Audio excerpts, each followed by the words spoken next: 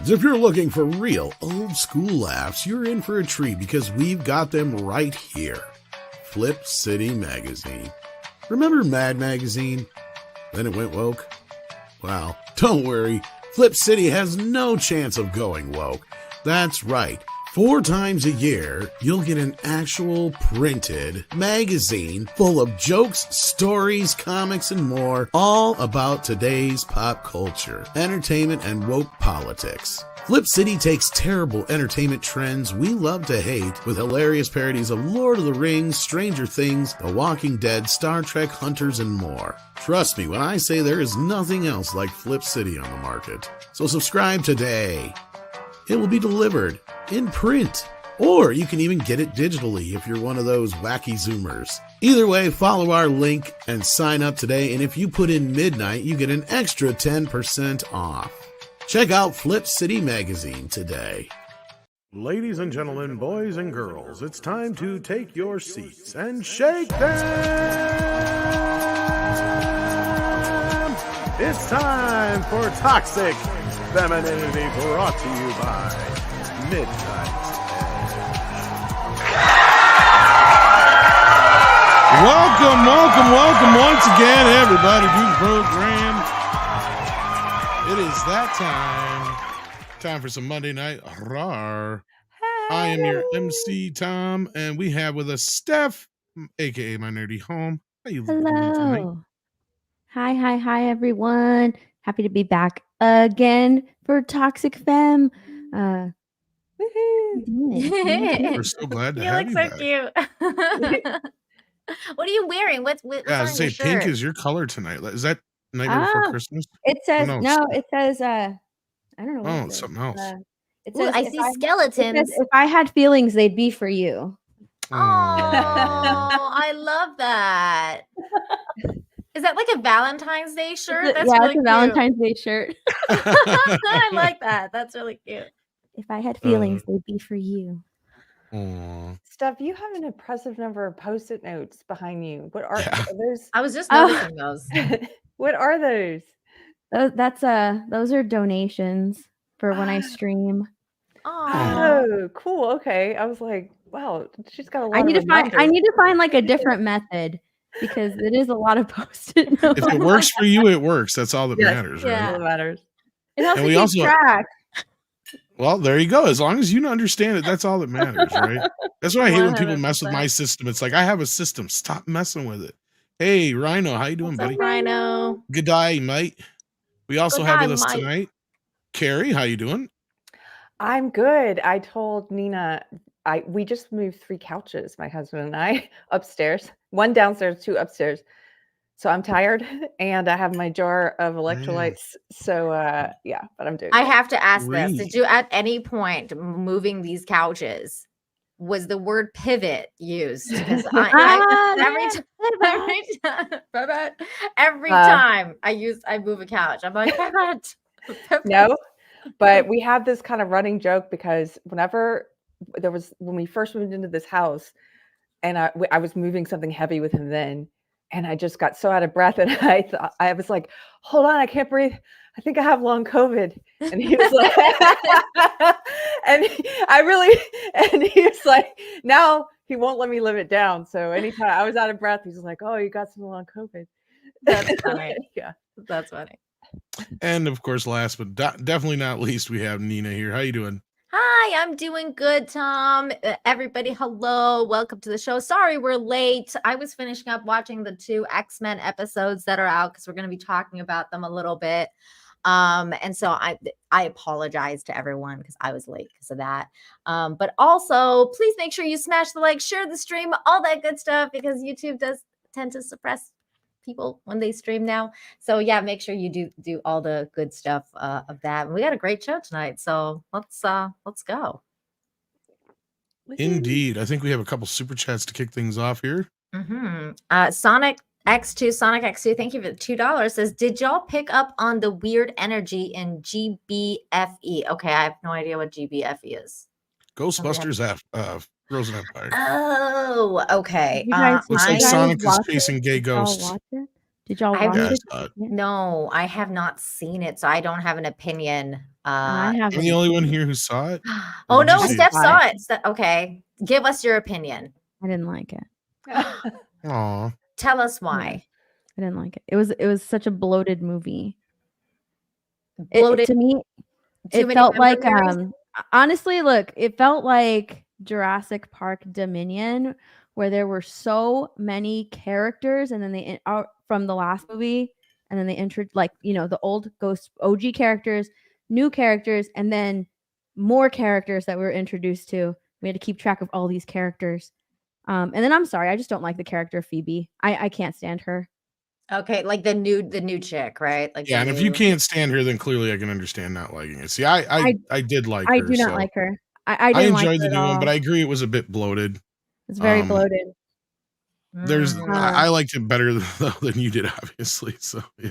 See, No, I I enjoyed like myself, so. I'm sorry, Tom, and I know you love the movie, but I didn't like the first one all that much. Like that's why I was like, I don't know. And if I that's wanna watch right. Like this if you're somebody who So, didn't really jive with Afterlife, then yeah, this is probably mhm. not going to be a movie for Yeah, you. I But didn't mind Afterlife. I thought it was fine. The character of Phoebe, she was just a touch, kind of annoying, but I mean, I could deal with her. But in this one, honestly, she reminded me of Ant-Man's daughter. What's her name? Cassie in I forget her Quantumania. Is name that her because I name? didn't watch it. I think it's Cassie. Yeah, just like so disrespectful. Thinking she knows best. Ooh. She screws up a lot in this movie, and then at the very end of the movie, they give her like a lot of credit, and I'm just like, why? She did nothing but not be helpful and be selfish the entire movie. Why are you giving her so much credit? Like it really bothered me.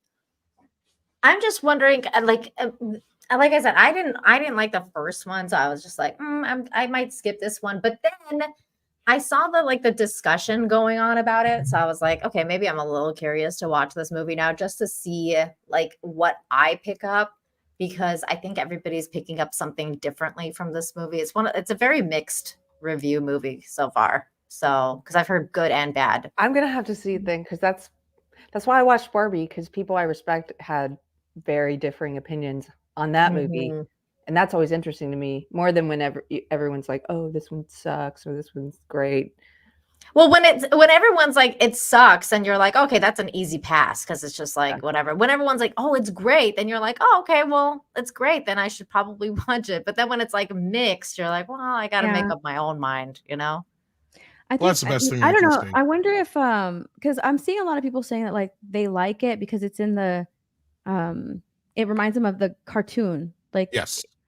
yeah, see, and I never watched the cartoon. I've And that's only where I watched, come into here. Yeah. okay, See, I yeah, felt see, I've only watched the first 2 movies, like the OG yeah. movies. That's it. There's actually episodes that this pulls directly from. And to me, like as a God, one of the OG, been there through the whole thing, watched every episode type of fan, I dug it. And I really loved Ray's stuff. I like Phoebe. I mean, I get it. She's an annoying teenager and she's pissy right now. So that part didn't bother me so much. But again, I understand if you're somebody who's not going to dig her character, then you're just because she's the focal point. There's no doubt about that. Yeah. But I loved the family stuff. I loved Paul Rudd. I loved Also, Ray this in whole Okay, see, I though. couldn't really I didn't really like get on board with Paul Rudd in the first movie. I In didn't. this movie, I loved him. I loved him in Oh, this that's one. weird. Okay, see, I didn't like Paul Rudd in the first movie. I was like, Yeah, I see, don't I like didn't. this I was like, dude. oh, it kind of sticks out. In this I movie, I do really liked agree. Paul Rudd. I do agree with it being a bit bloated. They could have left Lucky and Podcast out completely. Like you have this point where it almost feels like they're just trying to give them shit to do, right? Like it's like you and honestly, having Podcast there kind of goes against one of the major plot points in the film to a point, because like it really would have helped, I think, especially with a lot of the controversy surrounding the film. But that's just me personally. But anyway, no, That's I really enjoyed it cool, quite a Mr. bit. Tickle So. Trunk. I didn't know that. That's He kind of cool. was, yeah. He did kind of gripe about not being involved in this, though. Oh my So, God. I love yeah. Babylon 5. That's one of my favorite shows of all time. So I think that's interesting. Real quick, I want to get this because this is a big deal. DL, thank you for the $1.99. Says condolences to Michelle and her family on their loss. So Michelle, as you guys know, is our Toxic Femme co-host here. We love her, the Force of Light Entertainment. Her and her sister have a great channel. Obviously, go and subscribe to them. But they had a death in the family. They lost their grandpa, and so they're at their funeral today. And she wasn't able to make it tonight for the stream, obviously. But my heart goes out to you, Michelle and Natalie, and everyone in your family. And condolences indeed. So I just wanted to highlight that. We love you and we miss you. And we'll see you next week. She'll be back next week. But yes, in the and then meantime, there's one more super chat here from Dark King for 2. And you know what, Carrie, can you take this one? Because I know you had beef. yeah, that's a good topic for you. Yeah. For 2, Australian Buckaroo says, still got your Planet Fitness memberships active? No. And I would encourage people. I think Libs of TikTok is right. This could be the next successful boycott after Bud Light. It hasn't been a successful one since then, or at least one on a large scale that's taken off. Can you take us through what this is all about real quick, Carrie, for those who may have no idea? Very quickly. Yeah. They there was a woman in one of their gyms in Alaska, an older woman. She encountered a man in the women's room. Planet Fitness they don't have individual restrooms. They have 2 restrooms / locker rooms / shower rooms. Yeah. So they have one for women. It's a bunch of showers and a bunch of toilets and sinks. And there was a man shaving, didn't even look like took no pains to even pass as a woman. Nope. And he was shaving, and she said something to him, and he said, well, I deserve to be here. I'm queer. And there was a little girl sitting in the corner looking uncomfortable, she said, who looked to be around 12, wearing a towel, most likely waiting for him to leave so she could change. After you get out of the shower and you're like, oh, there's an adult man here. Anyway, so awkward. So she took a photo of him, and then she complained to the Planet Fitness management, and they canceled her membership. They revoked her membership. They said it was because she violated their policy of taking a photo of someone and posting it. However, they've done this before to other women. There are news articles about other women that they have revoked access to their gyms if they complain about men in the women's room. They also have a big policy online where they explain that they don't make any judgments. A judgment-free zone is their tagline. Mm-hmm. They do make judgments. In their judgment, it is a worse thing to complain about a man in the woman's room than it is to allow the man in the woman's room. Everybody makes judgments. So, long story short, I think the fact that they don't care about, they've been very clear that they don't care about that this is a nuanced issue. They don't care about the fact that there are women. Yeah, this is the dude. He's still there. This was the second photo. This was days later. That woman got kicked out of the gym, but he's still there. The other photo was they doubled down, didn't they? Yeah. They totally doubled down. They have a whole DEI section on their website. They were recently bragging about, increasing the number of diversities that they hire, or apparently there's been more updates, and there's more men in women's locker rooms, and these guys aren't even trying at this point. I mean, look, that's what I'm saying. Like, I saw this one too. This is just ridiculous. Yeah. I didn't even see this until right now. All you have to do is say. And there's another guy who got arrested exposing himself to a little girl in a Planet Fitness women's room. I saw that. I saw that report. Yeah, it happens over and over. They don't care. They also these are lying. Yeah. If you this person's clearly not trans. Like, I don't know what this person is a man. Yeah, they don't have to try. All they have to do is identify. They just have to say. Yeah. And they're allowed in. That's it. All they have to do is say that. These are degenerates. These are offenders masquerading under the guise of, I'm a part of the movement. You make it easy for predators to do that. They're predators, so why wouldn't they? And since Libs of TikTok started exposing this and going after it, and the woman shared her story and video about being kicked out of the gym for complaining. I did see that their stock took a nosedive. I think they lost 400 million. However, Take that with a grain of salt so far, because if you go back and you look over a 6 months period, it has been going up and down anyway. So I don't know if that has anything to do with it yet, but I've seen lots of people saying they canceled their membership. If you call them and say you're canceling your membership, there are people who've reported that they will not, when you have to give them a reason for why you're canceling, they will not record it if your reason is this. They don't want a Oh my record of it. God. Really? They don't want a record that this is why you're quitting. And one last thing, I know I said make it quick, but they suck anyway. Yeah. They try to entice people. They're $8 a month. They're the cheapest gym. Their whole strategy is to get as many people as possible to sign up and then not use their membership. Yeah. Right, and not use their membership. So they just go for the large number of people. It's $8 a month. You have these 2 bathrooms, men and women, that don't mean anything. Why do they even have the 2 designations? But if you go, look, I pay a little bit more to go to Anytime Fitness. It's worth it. You have your private. Every bathroom is private with its own shower and toilet and changing room.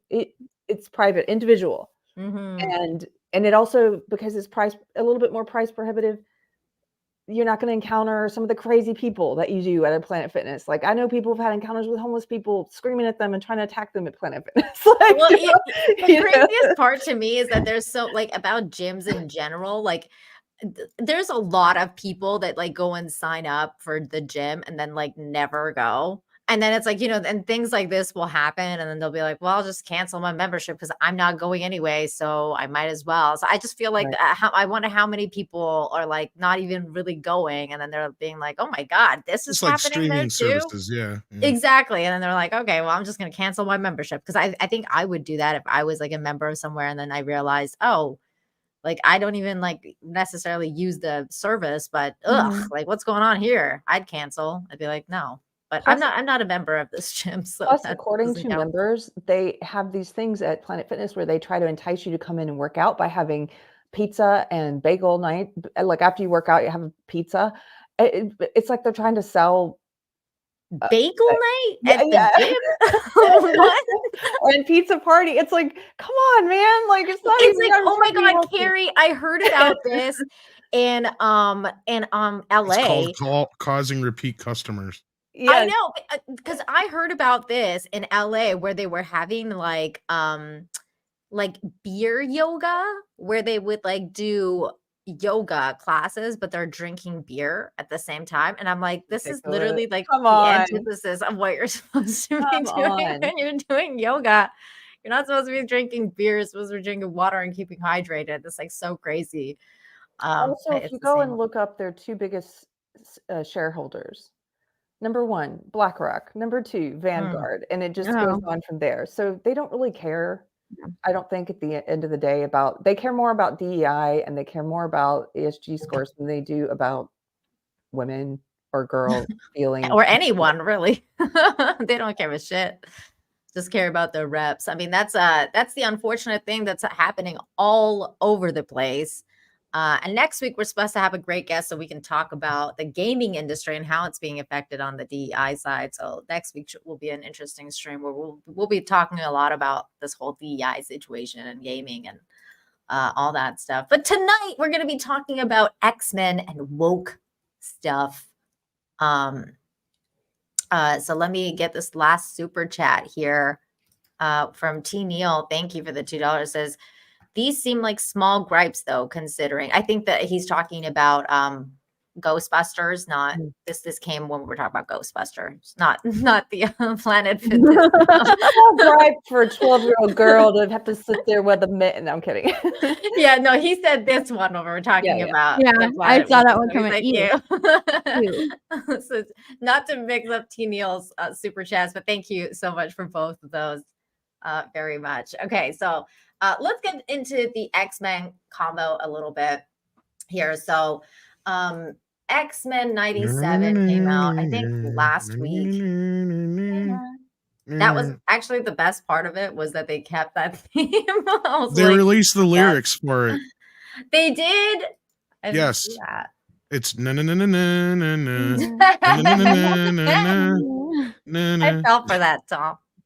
No, he really did that actually as a meme. That was the funniest thing Disney's done in forever. Wow, really? That's great. Yeah, that's all Pull it was it on up. the thing. Let's see Here's the. Let me see if I can find it. But yeah, it's pretty let's fun. see it because that's funny. So I saw this article today. X-Men 97 hits 4 million viewers in 5 days. Now, originally, I said I wasn't going to watch the show because, again, it's on Disney Plus. I saw some clips going around where I was like, ugh, this looks like really bad animation. Like, I didn't like the animation at all in the clips that I saw. And I saw obviously the prior discussion that was being had about it, which was like, you know, the whole thing about morph and like whether it's going to go woke and, you know, Rogue's ass not being a thing anymore. And like all there was a lot of like very negative discussion. And then immediately before it was released, they let go of their lead writer of the show, like the showrunner. Was it the showrunner or was it the lead writer? Either way, he was one of the showrunner. He was one of the showrunner, but he's also one of the writers as well. So yeah, so it's both. And they let him go. But then they were saying that this is still going to go ahead as released, which made me, again, it was like a pause because I was like, okay, well, what did this guy put in this show that's going to be shown to, you know, the viewers, and then he gets let go right away? Like, I mean, and Disney doesn't usually like cut off contracts unless somebody did something real bad. Or something. I mean, I don't know, unless you're Gino Carano and have politically right-leaning views or something like that. Otherwise, it's like, oh, what does this guy do? Well, the excuse they use is that he was difficult to work with. Oh, difficult to work with. Okay, well, that's an interesting viewpoint. And then the rumor going around is that his OnlyFans caused some issues too, but I don't know how all of a sudden. That's nasty. No, I can't tell when you're joking now. Are you joking? No, I'm not kidding. Oh, he called it Bonely Fans. No, his name was Bo. No, that's the joke. No. We're gonna do that for my. We were gonna make a Bonely Fans for my dog and just show pictures of bones. Well, it was spelled Beau like his name. Oh, okay. Like, yeah.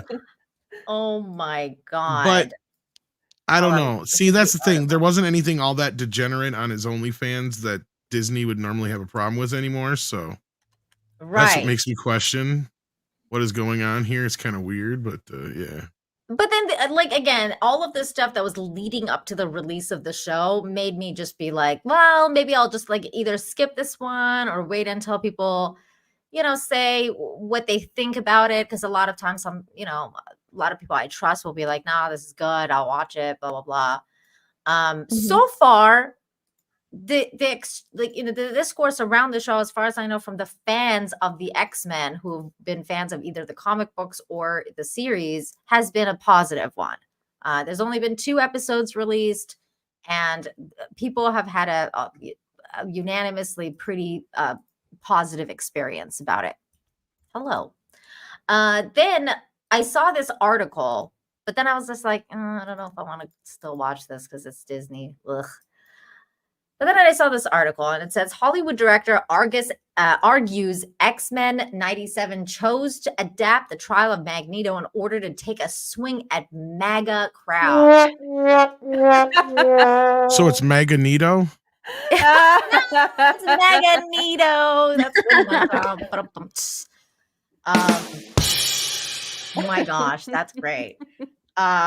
And I was like, okay, wait, what? Like, okay, I'm on a roll today between P. Diddler and MAGA-neto. You are. No, that was good. We haven't even gotten to P. Diddler yet. So we're gonna get there.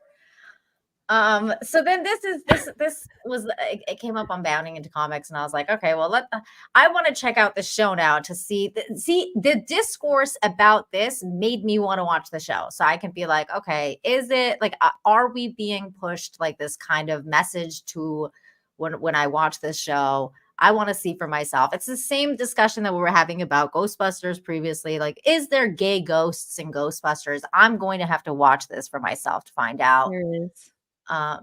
See, Stephanie, I didn't see it that way. See, that's the thing. I did. I didn't, but my mind went a completely different direction with the character from the start than most people, it seems like. So See, this is a conversation. This is why this is such a great topic, because I feel like this is coming back around and around nowadays, because everybody's, first of all, we're all very sensitive about. Although I will admit most people are claiming this, so it's not like it's a phenomenon or anything like that. But it's not like they actually go through with anything.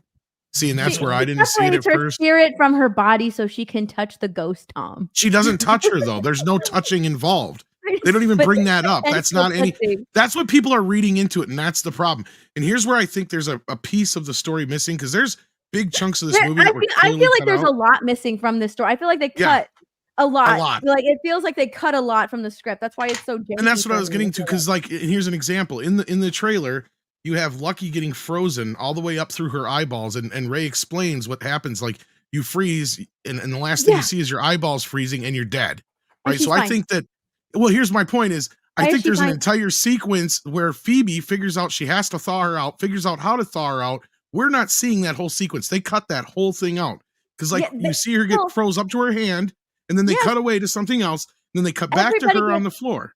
Everybody gets frozen in this movie and they're totally fine. It reminded me of like Mr. Freeze, like Batman and Robin. You have this many minutes to thaw them out, right?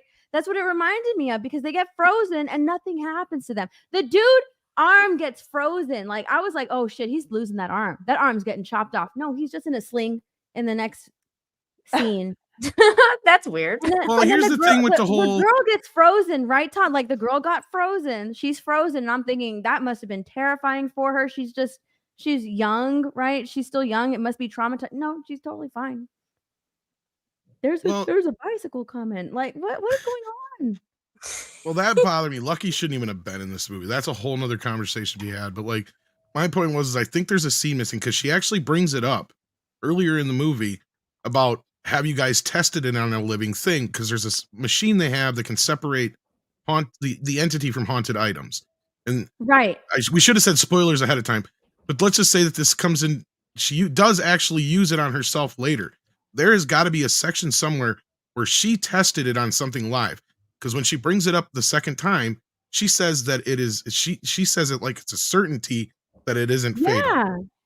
So that tells me there is some point in between there. She tested on something live. And I think that's another reason why people are reading into stuff a little more, because there's a whole nother element of this movie that's missing. Because the main point of the film is that Ray and Phoebe are on each end of the spectrum, and everybody's telling them they can't be a Ghostbuster. One's too old, one's too young.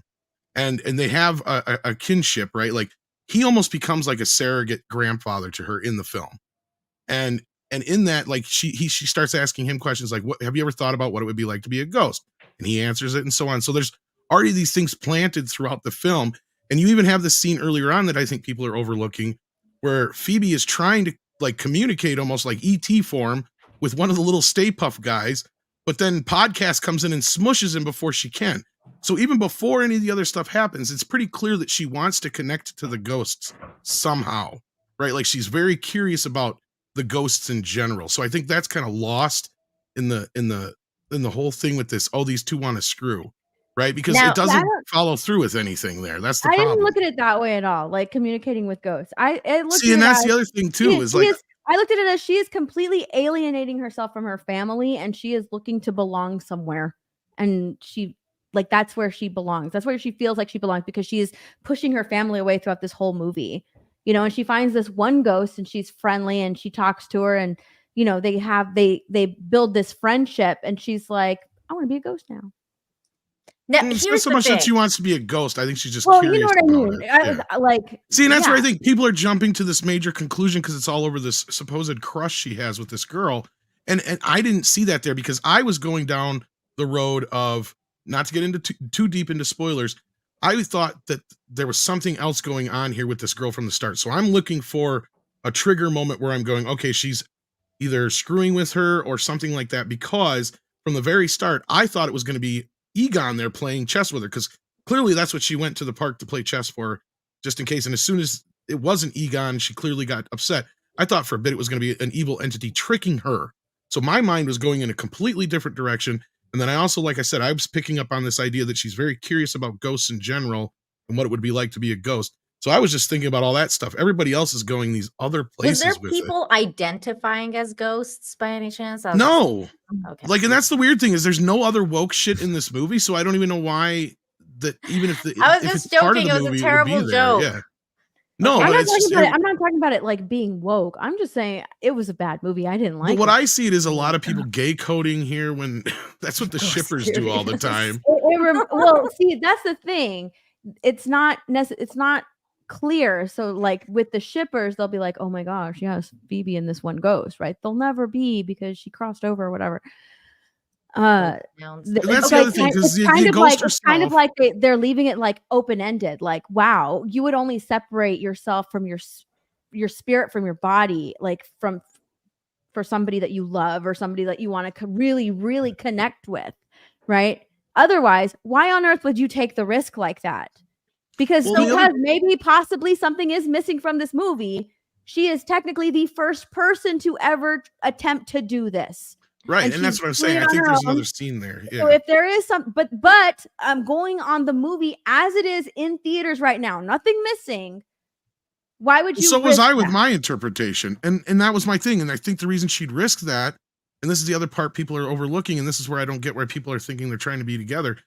Melody's whole thing is she wants to get to the other side, and Phoebe says from the start, "Well, my grandfather did that. Basically, I helped my grandfather." So I think she's laboring under the impression that she can help her somehow figure out what her thing is. She has to her unfinished business. So I think that's the motivation is there for. Because I never once jumped to that conclusion. I don't think it should have been that girl anyways. You know who I think the ghost should have been was like the Fire Master's grandmother. That's who I think the ghost in the movie should have been. Well, and that's where I said another problem was the actress herself. Because this is another thing they don't really make clear is how old she is or how long she's been a ghost. And this girl looks like she just got done making a TikTok video. That's the problem there. Because she's supposed to be somewhere between 80 and 100 years that she's been a ghost. She doesn't look like it. Modern clothing. And she's dressed in modern clothing and she talks like she's modern. That's what threw me off and I didn't like about it. So I'm going to interject here. Fire Master's grandmother who should have been the ghost, because technically she would have had unfinished business, right? She never taught her grandson like his family what do you call it? Like his whatever, that he's the Fire Master. He never listened to her. You know, he never like inherited that from her. So that would technically be her unfinished business. She could show up and help him. And that would make more sense than him just like, I'm the Fire Master now. Ooh, look what I can do. I'm shooting flames out of my hand now. I'm gonna interject here because I think this is a great conversation, but also I want to add what Mr. Tickle Trunk is saying, because I think he kind of nailed this situation and why I started out with this article and why I decided to watch the first 2 episodes of X-Men, because I feel like this is exactly what's happening with a lot of media nowadays. What Mr. Tickle Trunk has said right here: when you've been fed woke movies for the last 6 years, you're going to see some false positive sounds like this is one. Now, here's the thing. I think that there is a situation going on right now because we've been fed so much woke stuff for the past so many years. I think it's been longer than 6 years, that everyone has come to their kind of like wits end about what it is that's happening right now in media. Is something woke? Is something not? Does something have MAGA stuff in it? Does it not?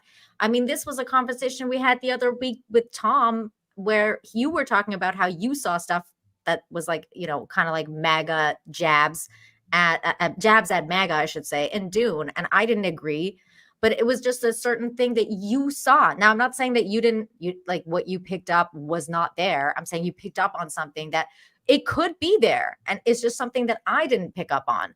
Now, the thing with movies and media has always been that there's been an aspect of propaganda within movies for a long time, especially Hollywood movies. And once the woke stuff kicked in and it became an overt type of propaganda where everybody could just start seeing like, oh my God, that they're really going hard at, you know, MAGA stuff or whatever. Like a perfect example being, for example, you know, Wonder Woman 84 with the bad guy resembling Donald Trump to the upteenth degree. And he just basically was Donald Trump. And they were saying like, oh, this guy's not Donald Trump, but it's Donald Trump. I mean, if you really think, if you look at the guy, It's 100% on Trump. They even had the guy like lift the wall and stuff like that. So there's a bit of a overt stuff going on, but have they gone back now to the covert propaganda where there's stuff happening and people are either picking it up or not picking it up anymore? Now, in this episode of the first 2 episodes of X-Men, I watched them and I personally did not see what this gentleman is talking about here. And I didn't see anything woke. I didn't see anything weird.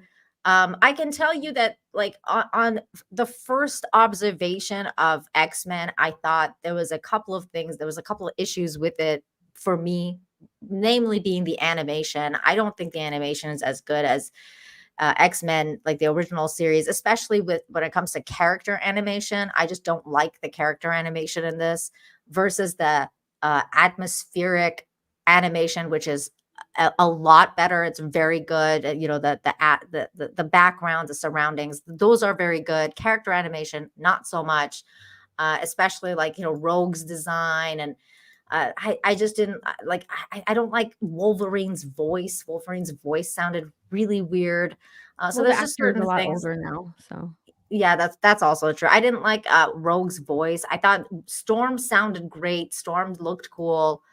There's just certain things that I just did. It was just very basic stuff that you think about. Oh, whether I like this in terms of animation style or whatever. That was what was going on in my head.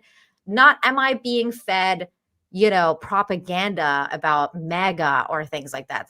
That's not what was going through my mind when I was watching this movie. Or is this movie woke? Or is the series woke? I wasn't thinking about anything like that.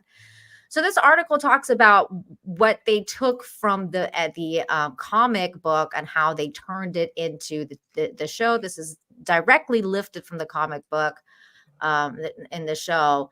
And in this tweet here, this gentleman here, Joe Russo, says, do you think that the MAGA crowd has figured out that episode 2 of X-Men 97 is about them and the January 6th insurrection yet or nah? And people pushed back on that, met with pushback from fans, many of whom suggested that he may be reaching too hard to apply a current day lens to the story taken directly from 1985. Russo further argued that some deeply stupid people in the comments, my favorite are, but it's based on an old issue of Uncanny X-Men. My guy, there's 60 plus years of stories they could have chosen to launch in this new series. He added, why this one right now? And he goes on to add further when somebody asked him, like, don't do that. Can I just have one thing that isn't excused of being woke? And he said, X-Men's been woke since 1963. So that's the conversation going on around the X-Men right now. And again, from objection, Your Honor. Go ahead, Tom. No. I was just objecting to that. It has not. Oh, okay. Because woke didn't exist then. Woke is a falsity. It is a fake movie. I actually agree with you 100%. I think that this is such a. I'm sure Carrie would have more insight on that than I would, but yeah, I agree with both of you. Yeah, that's ridiculous. This is a ridiculous statement, but let's hear first from Stephanie, because I think, Stephanie, you're the only one on the panel so far that's watched the 2 episodes. What did you think of the 2 episodes?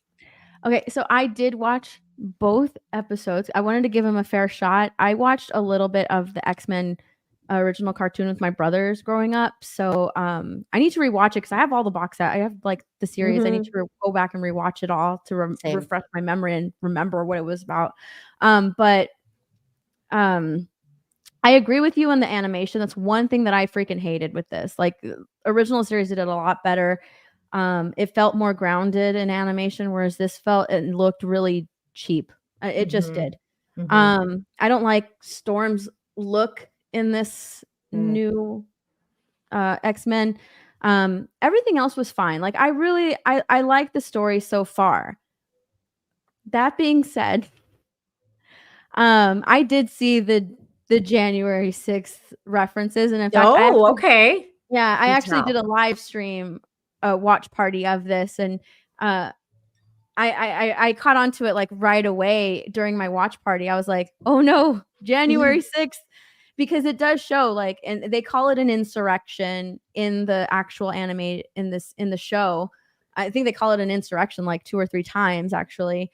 And when they're making their way inside of this building, you got one guy like outside even wearing a red hat. So wait, and who's doing the insurrection in this episode? The people that don't like Magneto.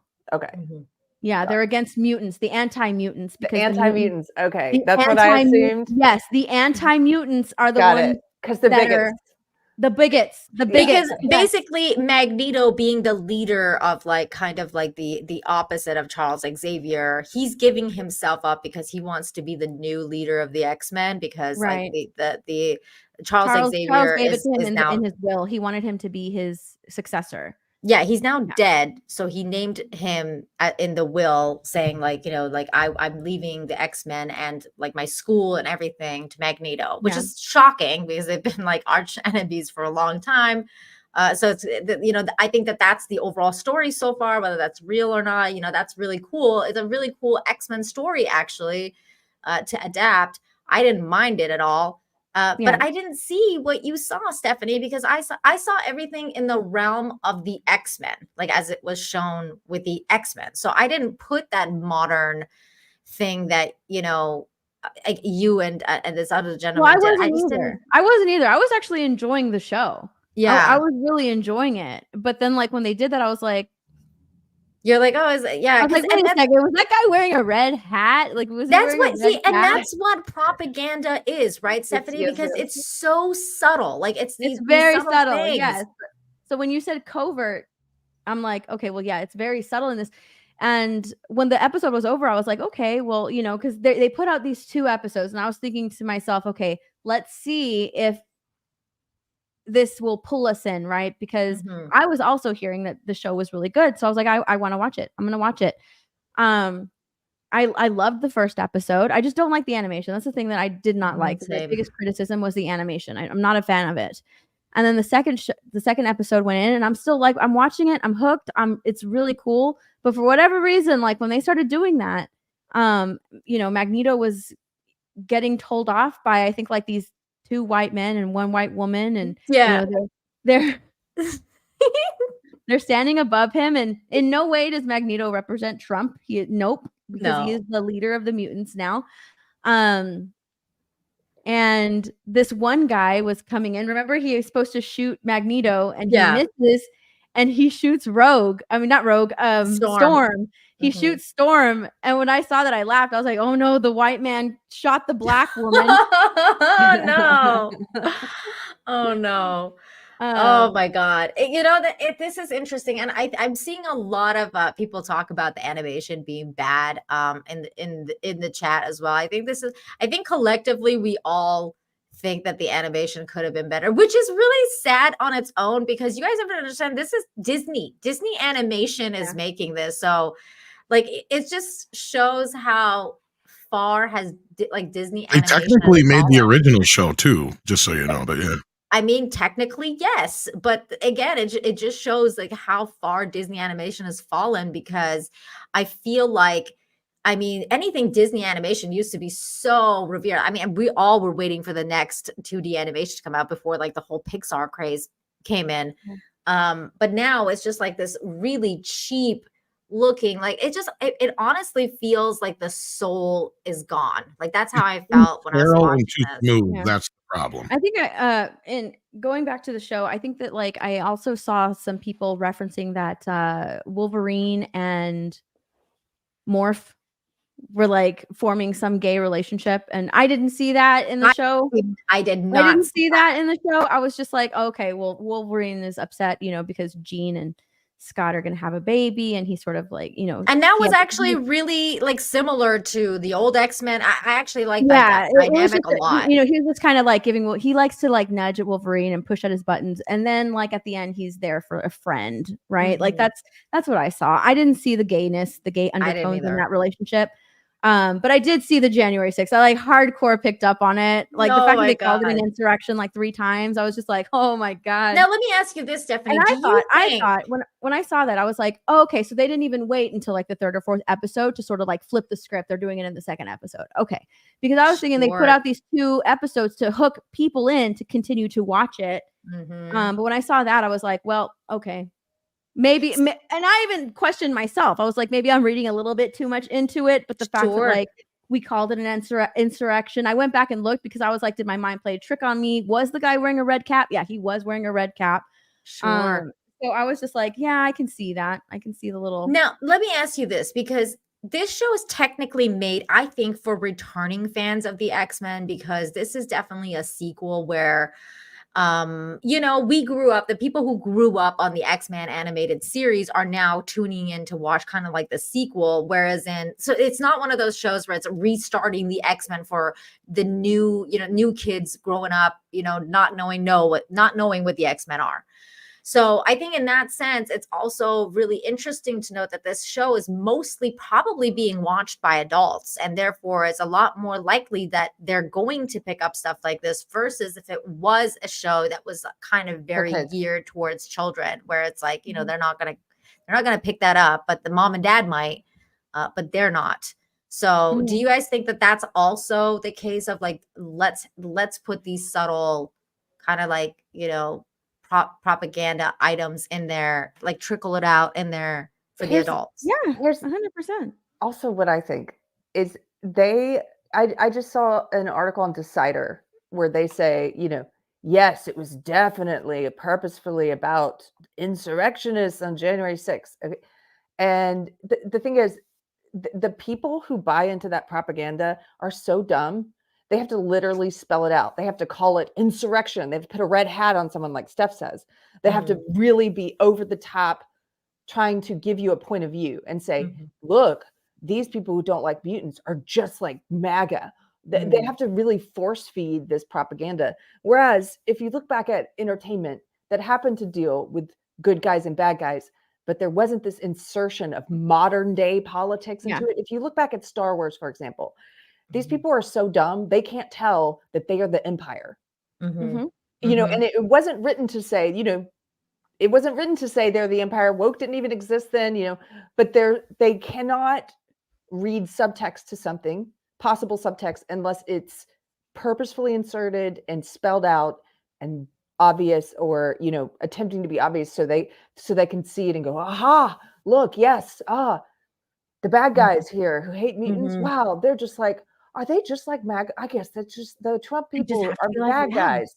Because they're bigots. Oh, okay, so let's make them MAGA. It's like I guess it's Carrie, but I guess that what you're saying though kind of leads into what this guy's point is, that we all disagree with, the fact that X-Men's been woke since 1963, right? Right. Because the original X-Men was about kind of like this battle of diversity and like kind of like, minorities, and what it felt like to grow up as someone who was different. But that was liberalism. That was not woke. Woke didn't exist. Liberalism, that was classical liberalism, which is, hey, we should treat everybody like individuals and don't judge people and treat them differently on the basis of their sex. But woke is different. Woke says, oh yes, let's judge and treat people differently on the basis of race and sex. It's racist. It is not liberal. It's illiberal. It's for censorship. It's for propaganda. It's for violence if you disagree with people's opinions. Cancel culture, shutting down speakers so other people can't hear them. So what that guy's trying to do is evil. That guy's trying to pretend that woke is simply liberalism, which is how it was sold to me when I was in college in the 90s. It was sold to me as this is just liberalism. This is an extension of liberalism. It took me in that cult for 2 decades to realize, wait a minute. It's for censorship. That's not liberal. I know it sounds, to people that were never in it may not understand that why it would take that long time, but it really had to be in my face for me to see it, and it caused a lot of cognitive dissonance, because I had just bought into this as like, this is a liberal way of thinking, and it's not. And This that is the guy's doing it. evolution of liberalism. Like, it's like, that's what they Well- kind of sold to us too. Like, I know, Carrie, because I'm OG liberal as well. And like, liberalism was always about like this kind of stuff, and like, marginalized groups and being kind to everybody, and human rights, and trying to like, live in a world where we all treat each other equally, kind of thing, right? It's very like a very altruistic worldview, and as you grow up, you kind of change that definition for yourself as well. But woke is definitely what you're saying. Like, it's not liberalism. It's the opposite. No, it's the opposite of liberalism. It actually manipulates good people is what it does, right? And I'm sure, Carrie, you didn't get into those kind of things thinking it was a bad thing or you were doing the I wrong thought it thing. was a You good got it thing. Exactly. You got it for the very reason because you thought, well, that's the good thing to do. Right? And Like, that's it's what the right that thing to guy, do. that's Yeah. why what that guy is doing there is, I think, so evil, because he's pushing that lie that woke is just the same liberal. The same it's as just- liberal. Yeah, it What's was around funny- the 60s. No.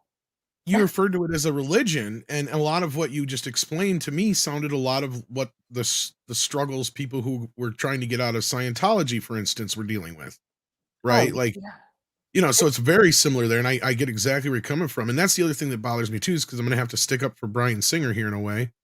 But like, even back then when he did X-Men, he even understood. He goes, I didn't read this comic as a kid. I didn't get into it. Superman was more my thing, Batman, that kind of stuff. But I get it. Growing up as a bisexual guy, I get it, he said at that time. But what he didn't do is interject that into the goddamn movie. See, that's the big difference. He just understood it from his point of view. Oh, okay. These guys are marginalized. They're outsiders. They're treated like this. I get it. Okay, I can take my experience and understand the X-Men through that. See, that's what they're not doing. They're not taking their experiences and understanding through those experiences. They're trying to thrust their experiences and their beliefs onto things, right? Or what little experience they have, because that's the other problem that we have here is that, especially when it comes to like racism and certain other things, it's like, I feel like a lot of these kids who claim that everything's racist have never actually faced true racism or seen true racism before, because they're actually conducting it themselves most of the time. Yeah. So anyway, I think that's really funny that you mentioned it as like a religion. Yeah. To the fact that, to my point about how they have to be very on the nose because the people who buy this propaganda are so dumb, they just make one of the characters non-binary? Look, they're mutants. More. They're outsiders already. That's universal. Yep. Everybody can identify with being a mutant, being an outsider. But you have to take it a step further and say, we're gonna make this mutant non-binary. We're gonna make it like duh. It's everyone who feels like an outsider should be able to identify with the mutants. You don't have to specifically. You don't have to. Yeah. Oh, there's one for you and one for you and one for you. That was one of the other discussions that I was like, I'm not interested in seeing this kind of propaganda being shown to be like, oh, like Morph is non-binary. Well, of course he's non-binary. He's a freaking mutant. I mean, have you seen what the guy looks like? Like he doesn't even have a nose. Like he looks like a freaking mutant. Of course he's not going to have a dick or pussy. Like it's just not going to happen. Like his nose is flat. And then he like shapes into different, morphs into different, like, human, different characters or whatever. So it's such a dumb idea that it's like, oh, now he's non-binary or she or they or whatever. It's like, do we really have to keep track of like, the freaking mutants' pronouns? This is actually kind of insane. But like, they didn't even, they haven't really done that in the show yet. Or did I not catch that more? Or Stephanie, did they call Morph? I Like didn't hear that. like that. Yeah. I think it was a he. I didn't hear anything for like the most that. part. I liked when he like morphed into like Gene, and he was like, When he was Gene, yeah, I was replaying that scene in my head right now. that was a funny scene. Like they go to like this club to look for this guy. Anyways, Gene and Logan and Cyclops have had a little tiff prior. And so he's just like, he just messes around with Logan, like, he shapeshifts into Gene, and he's just like, oh, I'm married to like the most boring guy, and I'm having his baby, and it was just the funniest thing. That stuff was good. I don't know why people are saying that's gay. It felt more like brothers, like teasing each other. Yeah. Because in this case, they actually planted that there, right? See, and that's the thing.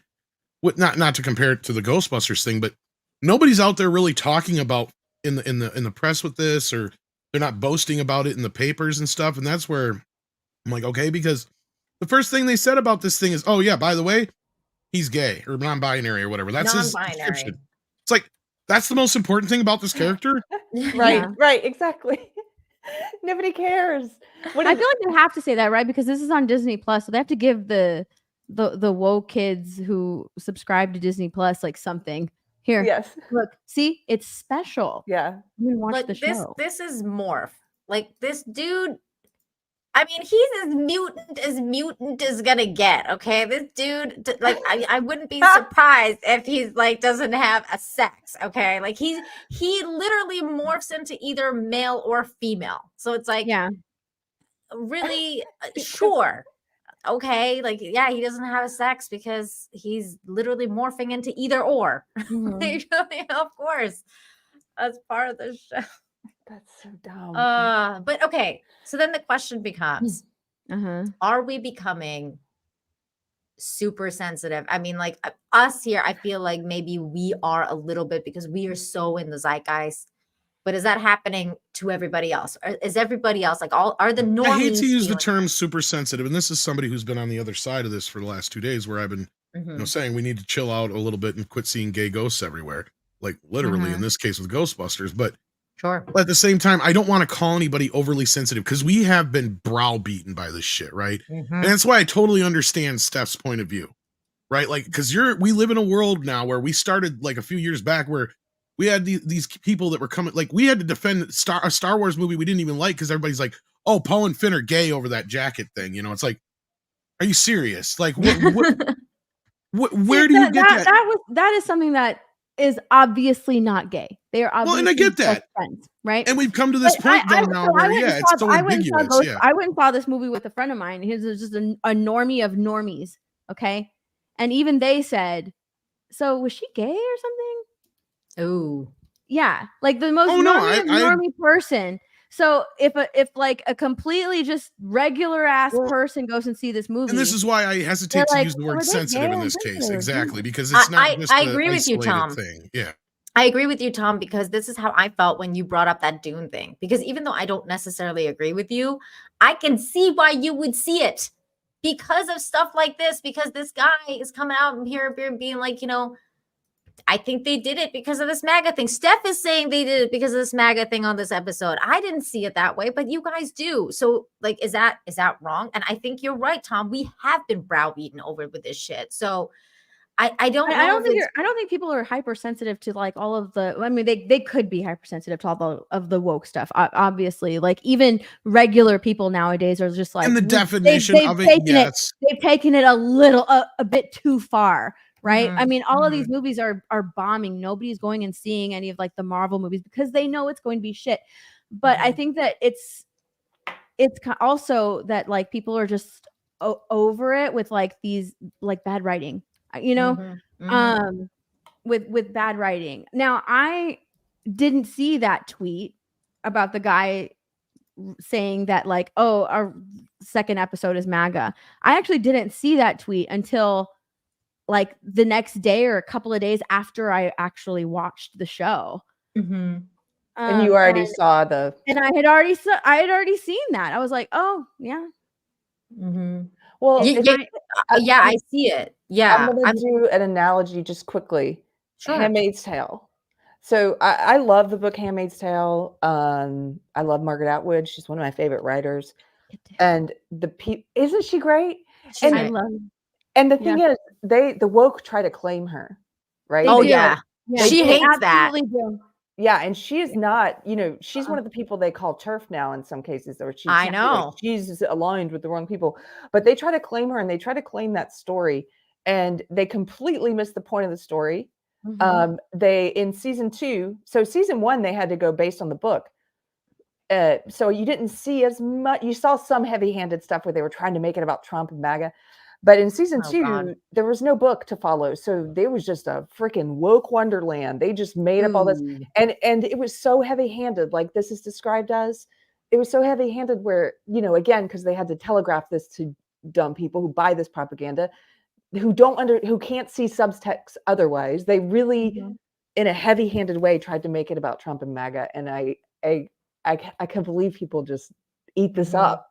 Like this is quality I heard entertainment. And they did that with the boys too. Like I apparently in season 2 they like went hard on the kind of like woke stuff. I never saw it. See, I didn't watch Handmaid's Tale either because I watched Handmaid's Tale. I didn't watch it because I liked the book and I was like, oh, this looks like they're gonna just like shit. Like they're not gonna like actually adapt the book like as I saw the liberalism that you're talking or like the woke stuff that you're talking about, Carrie, that they put into it. I was like, this is not gonna unless like Margaret's like fully involved. This is not gonna be the right point of view of what the story is supposed to tell. So I never watched it because I was like, oh, this is gonna be like Hollywood's version of Handmaid's Tale. But I only bring up that point because the way that this is described, I do think they purposely, the X-Men, they did try to put it in there. They did try to make it over the top. Like, this is about insurrection. Look, aren't they just like Trumpers? I think they did that on purpose. And so, I don't know. I don't think that's a case of being overly sensitive. Although that does happen. I have seen people do that. And also consider the source, right? Because now that comes back to like, okay, like because when you see stuff like that, you're like, okay, so who's making this? And then you're like, oh, Disney. So then you're like, oh, well, Disney doesn't have the best track record so far of like being sticking to the canon of things, or sticking to just telling the story, or still sticking to just being true to what the characters are. They're very much like with let's put messages in there, overt, covert, whatever. Like let's do it, and because that's what's important to us is the message. So when you think about like stuff like that, I tend to think about that as well. I'm like, okay, when I see somebody seeing like Steph seeing that this is what's going on, then I say to myself, oh, then I must have missed some sort of propaganda in here because consider the source of like them being Disney and everything like that. But I find it interesting. It's a really interesting discussion. Now, moving forward, Stephanie, are you going to watch the rest of the show? Yeah, I'll watch the rest of the show. Yeah. Okay, good. We can talk about it. I'm actually really curious to see if like they go even further, because this is just like a little tippy toe. The little dip in the pool. And they tend to like kind of ramp it up as episodes go on. Yeah. And that's what I was nervous about. It is very purposeful. It is intentional what they did there, making that correlation between MAGA and these people in the show, because they could have animated them however they wanted to, but they decided to put a little red hat on one of the guys that is a part of the bigot crowd. Like if they hadn't have done that, I mean, come on, it's animation. You can make them you can draw them however you want, right? But they had to put a little a little red hat on one of the guys that's one of the bigots. Very interesting. So, I'm not even like a red hat MAGA kind of wearer, although I did vote for Trump in the last election, but I'm not like one of the, the very committed like in love with him. But because of the way they treat MAGA people and they treat the Red Hatters and they do stuff like this, I feel like we should start claiming things.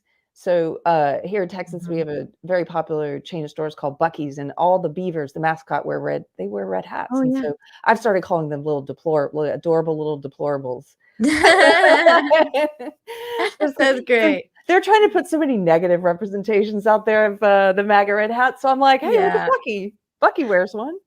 Oh my God. I mean, I felt like that for so long about like the colorful hair, Carrie. I'm like we need to take back colorful hair, because it used to be like the anime crowd and the punk rock people that had the colorful hair. And now it's like, oh, woke Karens have colorful hair. Like that. God damn it. That was our thing. There have been so many times. It's good to have for a single. Like, go ahead, Steph. I was just going to say, it's good for a single man. That way we know which ones I know, damn it. As I say, it's good for a single man, because then we know which ones to watch out for, because it's like, in nature where the poisonous ones are always the most colorful. I know That's there have true. been so many times where I wanted to like put some like blue or purple highlights or some red and I can't. I'm like, Do nope. it. Take it back. You know what No, You got to do it, Stephanie. the You got to take it back, girl. politically incorrect knitters, they're doing, and Blocked Magazine, they're all the anti-woke knitters, they're taking back the pussy hat design because that was Ooh, co-opted nice. anyway. Yeah, that's So right. they're doing I it in love all the different pussy hat colors, and design, and they stole that too. they're taking it back because it was stolen. It was stolen. The woman who did that original pattern, she didn't give it to them to use for that, but they took it. So you know, I think reclaim it. There's some young women at my church who are incredibly based, and they're reclaiming the multicolored hair. Yeah, we got to do it, man. Like, because no one else is gonna do it, and then they're gonna keep, you know, with this weird colorful hair thing, and it's just gonna be forever. And I refuse. Mind you, you have not seen me do it yet because you have to bleach your hair, and I don't want to bleach. I know I'm also scared of doing that. I've had purple hair before, like purple, really pretty purple streaks, and I loved it. Oh, it would look great because your hair's so Yeah, dark. I've had that Oh, okay. before. I've had it before. Your hair would look great on Did you in ever that. see when Manic Panic used to sell the fake clips? It was a clip with Yes! the fake purple. Oh, like, yeah. you Dude, didn't have to that's dye it. come back. Yeah. That's come back because I went to like some accessory shop the other day and I saw like the bright neon color like hair clips, and I was like, am I in the 80s? Like, what's going on? The 90s? Like, what's going on?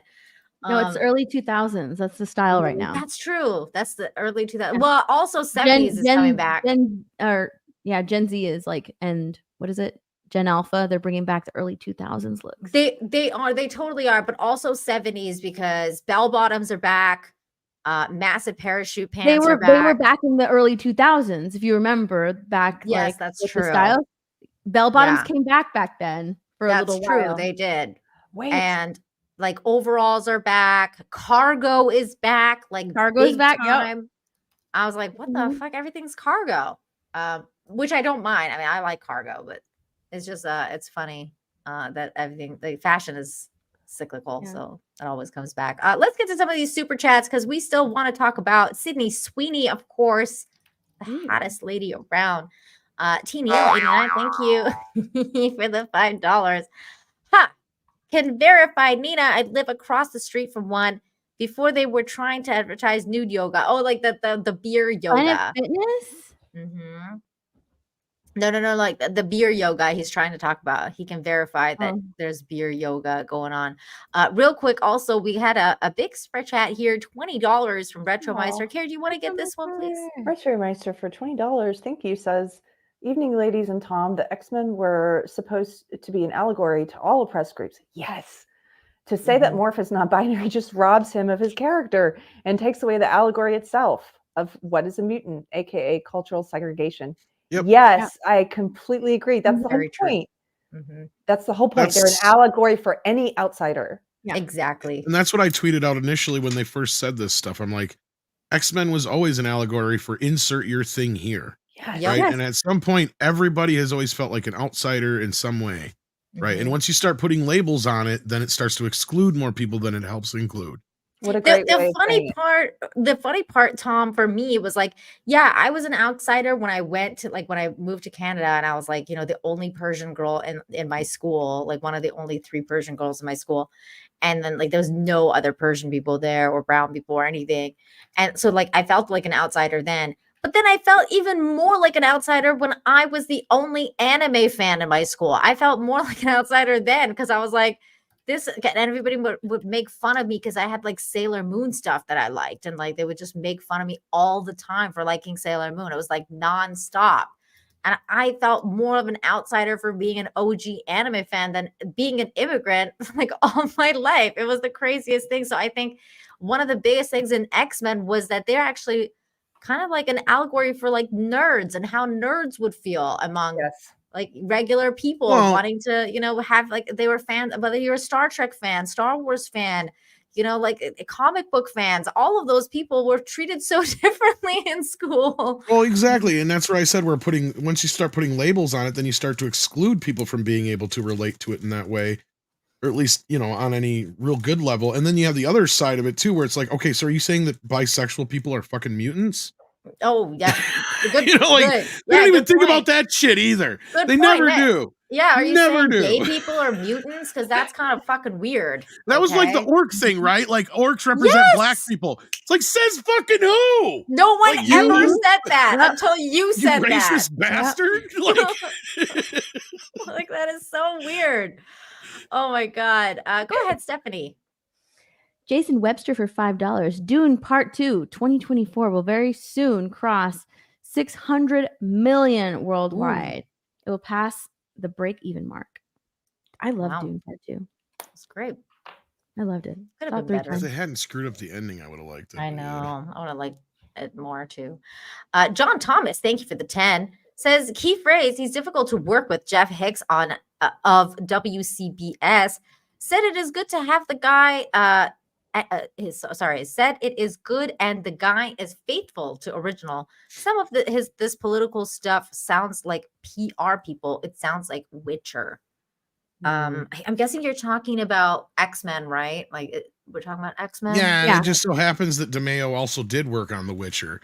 Look, and that could very well be, and that's what I was kind of getting to too. Is like, I'm curious, like, unless something really bad comes out about this guy in the next week or two here, I'm gonna start chalking it up to, you know, maybe he's not as bad as we thought, and he was just going with the status quo when he was pushing this gay agenda shit in the show. Because you guys are straight up telling me like you're not even seeing it, even though that's planted in your mind already. Right. Yeah. So, like, I mean, so far we haven't seen it, but it's only been 2 episodes, Tom. That's like right. maybe It's only been next, 2 next episodes. episode could That's be like, fair. you know, like fucking, you know, Wolverine pays Morph a visit late at night. You know, I don't know what they're gonna do, but could very well be. You're not wrong, and I totally understand. But at this point, so far, yeah, like you guys so have far said it's that, been yeah. fine. Other than this MAGA situation. Wow, Could, and we already know into he's a woman again and try to kiss Wolverine in the next episode. Right, yeah. Like, oh, let me You try never and know. cheer you up. I'm gonna dress up as Jean and come in there and make out with you. I don't know, some shit like that. I don't know. We'll see. Again, like with anything else, guys, I really do think you should watch it for yourself to make up your mind. But then again, it's on Disney Plus, so take that with a grain of salt. Go ahead, Carrie. Pirate Tomsky for £5 says the gay ghosts are a direct connection to the lack of payment for Carrie's mods. We've been waiting for years. Unfreeze those, Carrie. Well, Pirate, I pay all the other ones. I'm just kidding. This is where you tell them you're going to double their salary, and then they usually I'm going to double it. And yay! And then they're like, crap, double of nothing is nothing. That's right. Aw, thanks for hanging out. Go ahead, Stephanie. T Neil 89 for 2. I'm not sure they're smart enough for covert woke. That's true. We're not. Yeah, this is. Yeah, some of them are, and this is kind of where some things it makes you wonder, and this is where I can understand where people are seeing. Like, I can't argue with people who see it in Ghostbusters. I just can say that I didn't, and I know people who haven't, but I know a lot of people who have. So we're at this point, and it's the same thing I can see with this X-Men thing. Right. Exactly. I can see on a surface level, you wouldn't even think about it at first. But then as you start to think deeper about it or see certain things or certain flashes of, you know, things that go, wait a minute, that made me think of something else. And then you realize, oh, I didn't see this with the X-Men. And then now that like Stephanie spelled it out, I was like, oh shit. I guess that's true. Like, I'm like, okay, yeah. I mean, I guess I see it now that it's been spelled out for me. But I think it's also beautiful that you, I think it shows that you have this innocent approach that wants to find joy in something without like you know, I love that you didn't see it.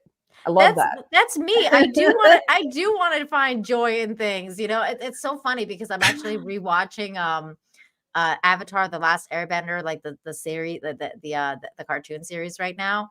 And I was like, this is what animation used to be like, even just, you know, 10, 15 years ago, where like the story is just the story. Like there's no allegory for Trump. There's no allegory for this and that and the other. It's just a story about a different world where you can just completely get lost in it and like just watch it and go down for what it is.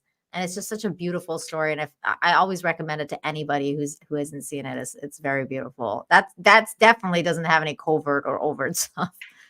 It's very good.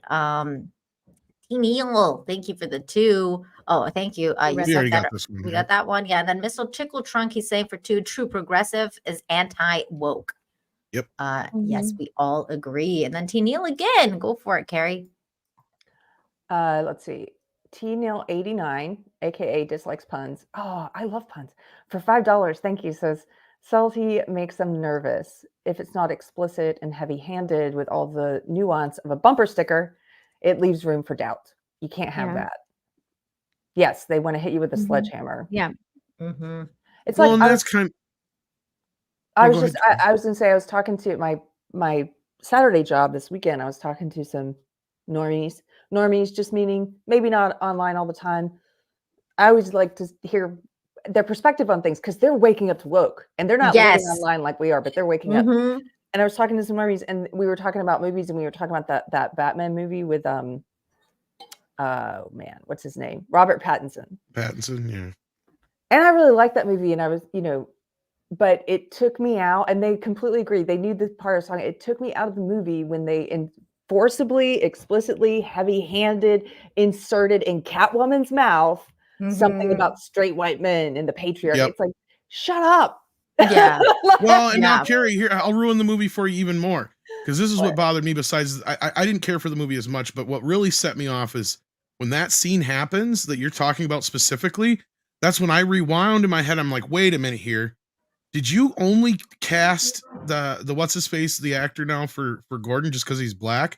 Because if you pay attention to the movie, every single white character in that movie is fucking horrible, down to Alfred himself. Because he keeps shit from Batman, right? He doesn't tell him about his parents' past. Oh my God. And so vicariously makes Bruce Wayne also a piece of shit.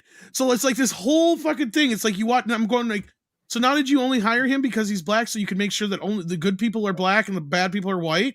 Because that's what this movie looks like now. Watch it again like that and you'll see. Is that the movie that Ryan Kinnell reviewed in his car? Yeah, and he and I both said the same damn thing, which is, I started to wonder if I'm turning racist or not, but no, I said the same thing. Yeah. Yeah. Because all the good people were black in that movie. That was one of the best Ryan review videos ever. Because a lot of people are like, oh no, what about Alfred and Bruce Wayne? I'm like, even Alfred's a piece of shit. Like, what the fuck are you talking about? They even went retroactively to make Bruce's parents pieces of shit in a weird way. It's like that was bothersome to me. Yeah. I was like, what the fuck? Like, why are they lose it? Like they're abusing the Wayne legacy, and they're like being like the Wayne people were assholes. It's like that's not what was going on. But hey, Ryan's been right a bunch of times. Hail Ryan Kinnell. We just did that one. Whose turn is it? Oh, we did that one. I think it's Stephanie's turn again. Or I don't know. Go ahead. TNL89 for $5. I think you might be giving them too much credit. Never attribute to malice that which can also be adequately explained by stupidity. They're just dumb.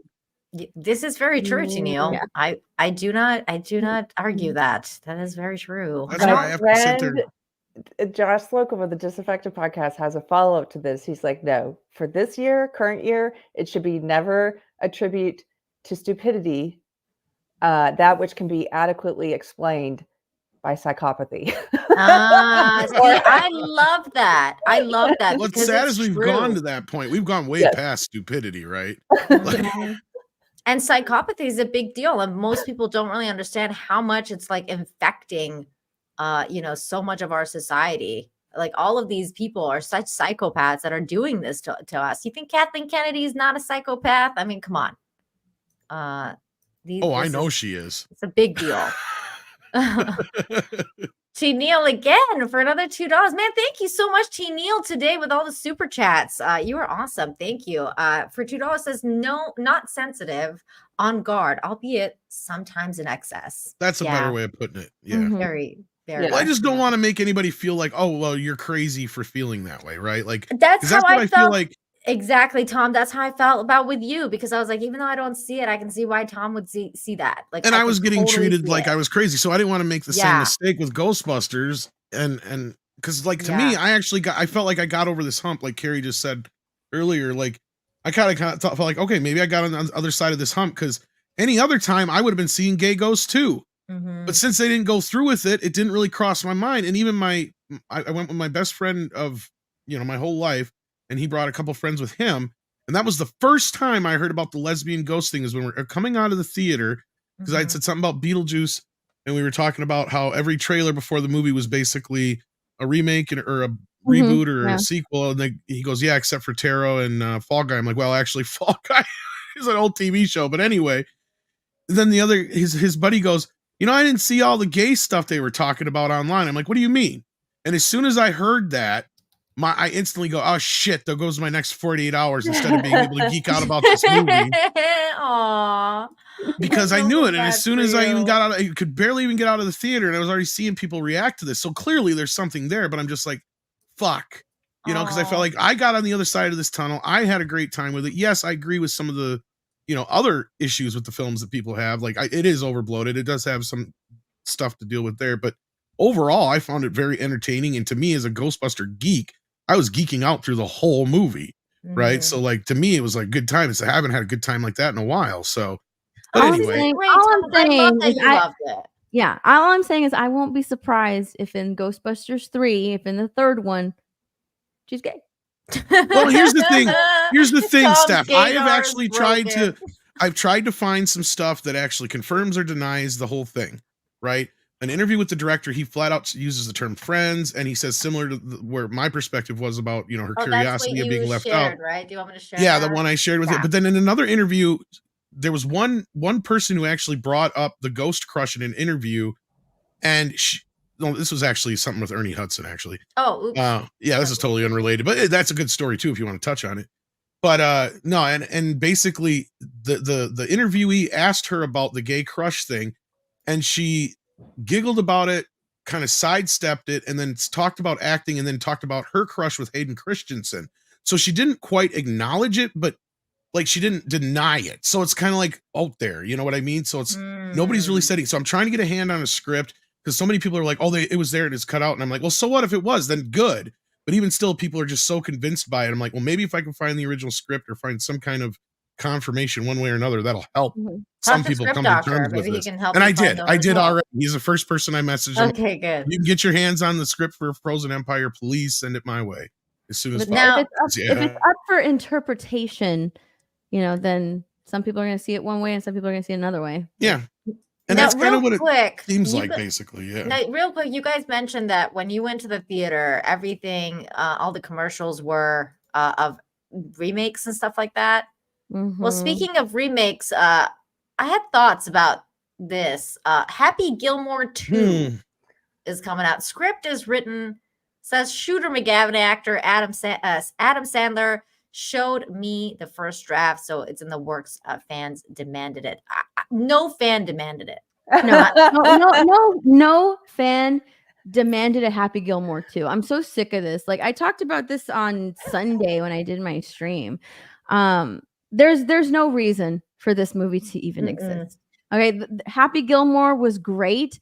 It is a good standalone film. There is a reason that Happy had to be a golfer, right? He's a hockey player, but he did it for his grandmother because they needed money, and he found like a hidden talent in golfing, right? And by the end of the movie, boom, everything is done, everything is resolved.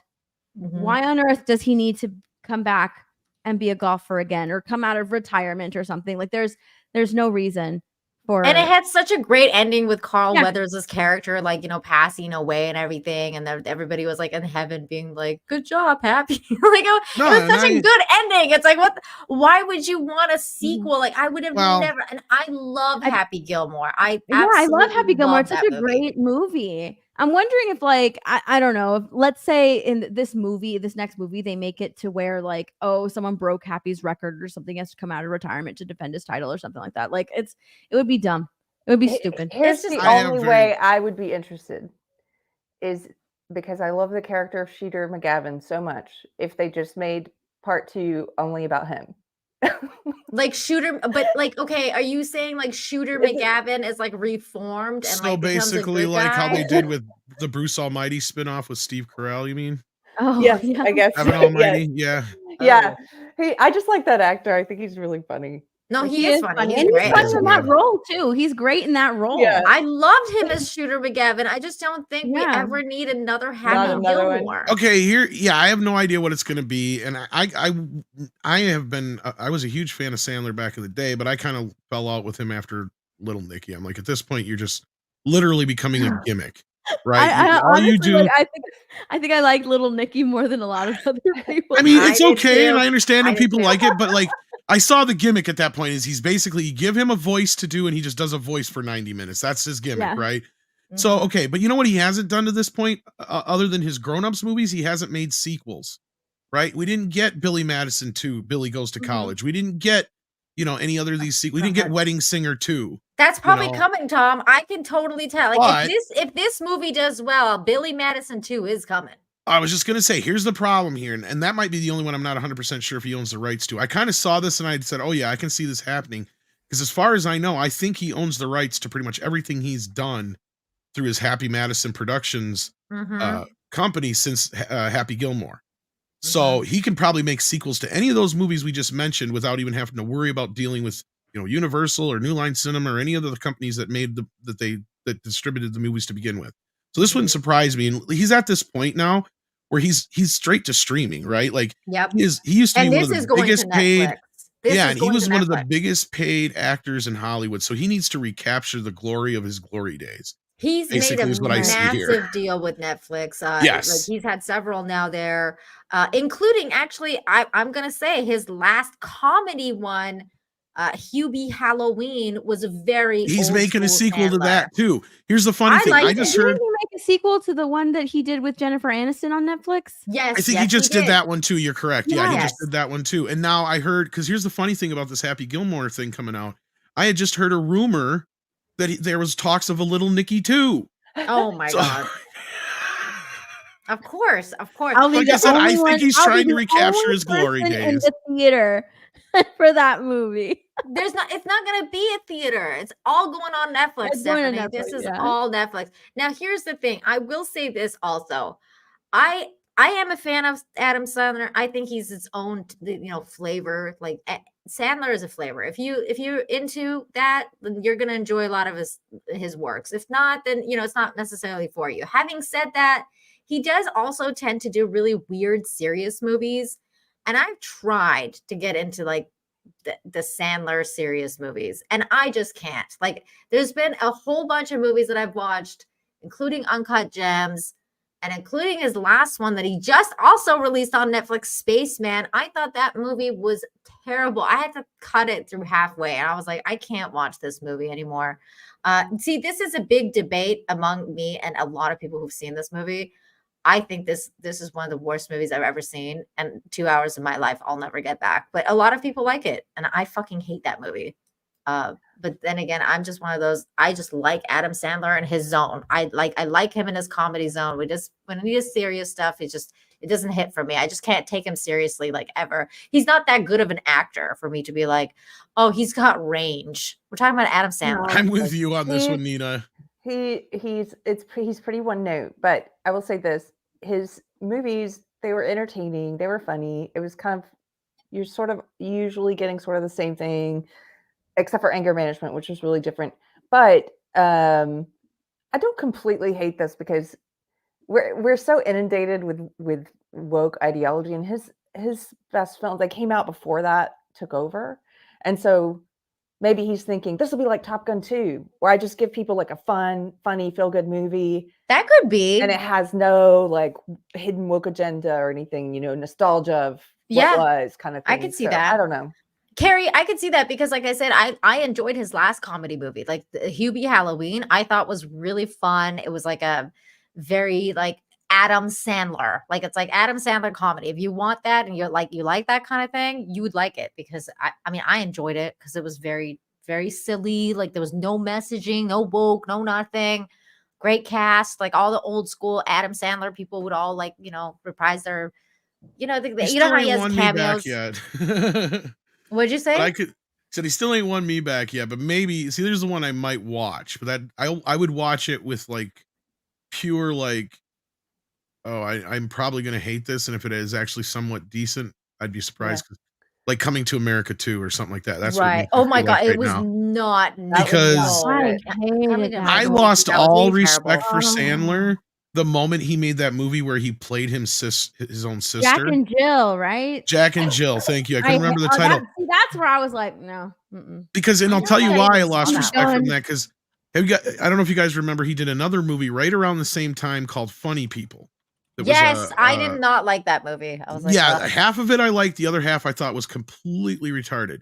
But my point in that is, in that movie, he basically plays a character that's basically himself, but another version of himself, right? And in the movie, they have these fake trailers of his movies. Like one of them, he's a baby who's a grown man. He's like, I'm a baby and I'm a grown man in a baby's body and all that stuff. I thought Jack and Jill was an outtake from Funny People. The first time I saw the trailer, I'm like, oh, is this one of the trailers they just didn't show in the movie? And I'm like, oh shit, no, this is a real this can't be a real fucking movie. I skipped this one. I was like, I'm not watching this. Like, there's no way. It just looked terrible. I'm like, when the trailers and Funny People looked more like real movies than his real movies, now he's reached a point or an impasse. Because I bought all his albums back in the day. I still have them.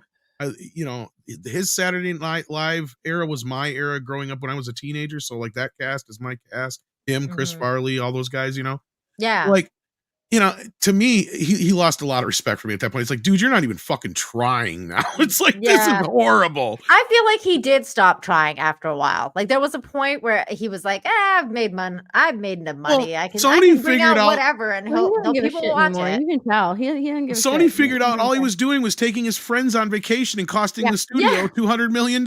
Yes. Yeah. That's definitely was that definitely was a thing. And he's like, well, I guess I'll go to Netflix then. And then he did it again with that like what's it called? He did a couple. Like there was one with I think Grown Ups 2 was on there. And those are the movies that pretty much lost his Sony deal. That's my point. Because he spent $200 million a piece on those, I think. And he did the other one with Jennifer Aniston, like especially the new one. That one. Well, the newer one was the Netflix one. He did one, I think, before with her. I'm trying to remember the name of it though. Just go with it. Just go with it. That's the one. Yeah, where they're I thought you were telling pretending to be married. Yeah. Yeah. Like the title. Yeah, just go with it. T. Neil, thank you for the $5. Says, it's important to it's impolite to interrupt a lady during a conversation, Tom. I try to stay, like, if you haven't noticed, I definitely step back more so here than any other show. You do. I do agree. Go ahead, Carrie. Deranged Lunatic. Hello, DL, for $1.99. Thank you so much. Says Christian needs to take back the rainbow. Yep. Yeah, I noticed. We all do. I saw this on, what was I saw it on? I was just watching something or listening to something the other day. Because as I was driving, that's right, I remember now. As I was driving to go see Ghostbusters, I have shit for channels that I can get on a radio. So we have like choices between country, and country. Yeah, I love country. I do too to a point, but modern country sucks. Modern pop modern country. Yeah, modern pop country sucks. Like the what stuff like that Jerry's husband does modern? is great. Like modern anything is apparently shit. Like literally, music the past couple of years has been completely horrible. All of it has been bad. So I actually sometimes I switch on once in a while. The other station I do get once in a while is this. It's a Christian station, but they talk more about topics. So it's not like, service all day talk long. Radio. It is exactly that. It's like talk radio. You even have people call in and everything like that. And anyway, they were talking about the rainbow thing, about how it used to be a symbol for the church and how the gay community stole it, basically. And now it's been stolen from the gay community by all these other people. By sociopaths. Yeah. I hate it. Yeah, it was a symbol of God's promise that he would never flood the earth with water. Or have you seen the rainbow? Yeah, the rainbow, yeah. ActionCom's been a member for 7 months. Thank you so very much for that. And then Stephanie, you want to get this one? Brian Keith for 5. Seems like the lyrics from the X-Men cartoon took a page from the 60s Batman series. Well, probably a stretch, but sing them out loud. They actually say nana nana nana in that. No, no, no, no, no, no, no, no. I think he's talking about the '60s Batman with the Yeah. no, no, Oh, no, no, no, no, no, no, no, no, no, Batman. Yeah, that They one. actually say it in that one though. I was thinking animated series came to my I mind. know. That's But funny. that's my childhood Batman. Not to be confused with na na na na na Na na na na na. na. Hey, Hey, hey, hey, hey. hey. Goodbye. To Thank you plan for the super fitness. chat. Now we're all in the Nana mood. T Neil again. Thank you for $5. Says they probably only cast Sandler in any serious roles because he kind of looks like H.P. Lovecraft. Does? Look, everybody says he's so great, but all I see every time I see him do a serious role is he just screams. That's all I ever see him doing. I just don't like him as in serious movies, I watched including this one. That's I just did my not point like this right movie. here. ActionCom asks, has anyone seen the strange movie Punch Drunk Love? That's kind of what turned me off. Was like through that whole movie, all he does is scream and holler at people. It's just like, yeah. Have you guys seen it, Carrie? If I did, I'm confusing it with Anger Management because he also screams a lot. No. Anger Management is the one with Jack Nicholson. Yeah, Anger Management is still a comedy. This one was not a comedy. Oh, then I have seen this one. Yes. Did you like it? This is the one that was Paul Anderson, I think, directed. Yeah, Paul Anderson. Mm-hmm. You know, A, I have a bad memory. B, I used to be an alcoholic, so I don't remember if I liked it. I'm thinking of starting. This is so unfair. I am not anti-Sandler. I actually love Adam If anything, Sandler. I'm more anti-Sandler than anybody here, but that's just because I feel so burned by him. Because I absolutely love and adore Adam Sandler. I just like his comedies more than I do his serious movies. And also, I'm just not a fan of sequels. I just feel like Happy Gilmore 2 is gonna be retarded. Excuse my language. One thing that we kind of didn't touch on is like all that's coming out right now in Hollywood are sequels and it's funny you mentioned that. It's annoying. It is annoying at the amount of things that are planned that are prequels and sequels. Like one of the reasons we all like Happy Gilmore is because it's such an original idea. Like it was like, oh, it's an original idea. Hockey guy turns golf player, and back in the day, most like young people like me didn't really think golf was cool. Like we were like, actually golf was discussing boring. this. We were actually discussing this morning, and his movies come in kind of the tail end of the 90s. But, we were kind of talking about how pretty much all pop culture has gone stagnant since 2000 this morning. Because it kind of bounced off of what I had said earlier about my friend who's like, all those movies were that we saw the trailers for were sequels and remakes, reboots, and blah, blah, blah, except for Tarot and whatever. I'm like, well, and actually Fall Guy is one too, but yeah. Yeah, Beetlejuice. They announced that Boondock Saints 3 is moving forward. Like Boondock Saints 3. Oh my god. Boondock Saints 3. Well, and there's also an article that come out that Zoomers don't want remakes, reboots, and sequels. They want their own new stuff. I did see that. Yeah, I shared that on Twitter. They don't want it. They want original stuff. A lot of people want original stuff, but there's nothing. And I'm actually somebody who enjoys. There's no originality in Hollywood, and everything that is original is because it's coming out of Hollywood, and Hollywood is infected with the woke mind virus. Nobody wants to see their shit because it's boring and it's preachy. Mm-hmm. So that's why they're sticking to originals or not originals. They're sticking to sequels and prequels because that's already established. Mm-hmm. It has a built-in fan base who will go and see the movie, and they don't have to try so much. And if they do want to insert that whatever their shit is, they can just do it in this movie. It's already established. Yes. Exactly, Stephanie. And Nick here brings up the Crow remake. Dude, the trailer for that looked like shit. I was like, what is this? This is definitely like I like the actor. I like Bill Skarsgård. Is being rebooted. Yep, that's another one. Popeye, Ghoulies, Leprechaun. They have no new ideas because they're hiring writers who they're hiring them for their immutable characteristics, race, sex, sexuality. They're not hiring them for their talent. And so this is what you're getting. It's just this recycled. You're exactly right, Steph. Well, and it's because they're not taking any original ideas. That's part of the problem, Carrie. Because they're all risk averse. And what they're doing then, and instead of actually hiring people who are decent, you're right, they're bringing in the diversity quota. Right. And like Steph said, they're banking on like, at least we'll get the nostalgia ticket buyer. Who comes in, and then if we mess it up, we still, because we're banking on a known entity, we're still going to get a certain number of people coming in. Yep. And Ian's here for 50. Thank go. you so much. Thank you so much, Ian, and so forth. Wow. And he says, I like Adam Sandler's comedies as long as I don't have to watch them. But see, that's true. Like, I don't care. Adam can make movies till he's blue in the face. I just don't watch them anymore. People have tried to get me to watch Hubie Halloween and all that kind of stuff too. But, Yeah, I've been trying to make Tom watch that for years, and he hasn't done it. Well, you're not Look, the only one, so I will watch it this year probably. I will tell you this. The Wedding Singer is one of my favorite comedy That's one movies of my favorites, of all too. time. I like of all time. No joke. I love that movie. Like it's like, and it's one of my favorite gifts too. Like the "Would somebody kill me, please" gift.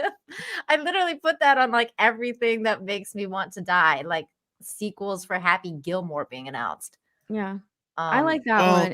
If I'm choosing like my favorite Adam Sandler like romantic comedy movie, it's the other one with Drew Barrymore where she can't 50 That's a good one too. 50 First Dates. I love that movie. That's a good one too. Yeah. It's a great movie. That's before Drew Barrymore. him and lost Drew her Barrymore ever-loving mind. Like, well, that's the thing is those two have such great chemistry. They have That's great what chemistry. works so well They for do. those movies. Mhm. But no, like, and Andre made a great point this morning about this whole point of things growing stagnant with music, movies, everything. He's like, the weird thing is you could take somebody from 2000 and put them from the future to now, and they would not have any problems so much with the technological stuff, but socially, like it'd be a countdown to see how quickly they would get canceled. Right? Well, we saw it. Now, if you take somebody from 1976, which is the equal amount of time from that to 2000, they would be, out of their element when it comes to technology, but they would have no problems pretty much socially, is what it was saying. A But good anyways, sorry, example, continue, Tom, yeah. is Ruby Rose. Ruby Rose. Yeah, when she was released from prison. Oh my God.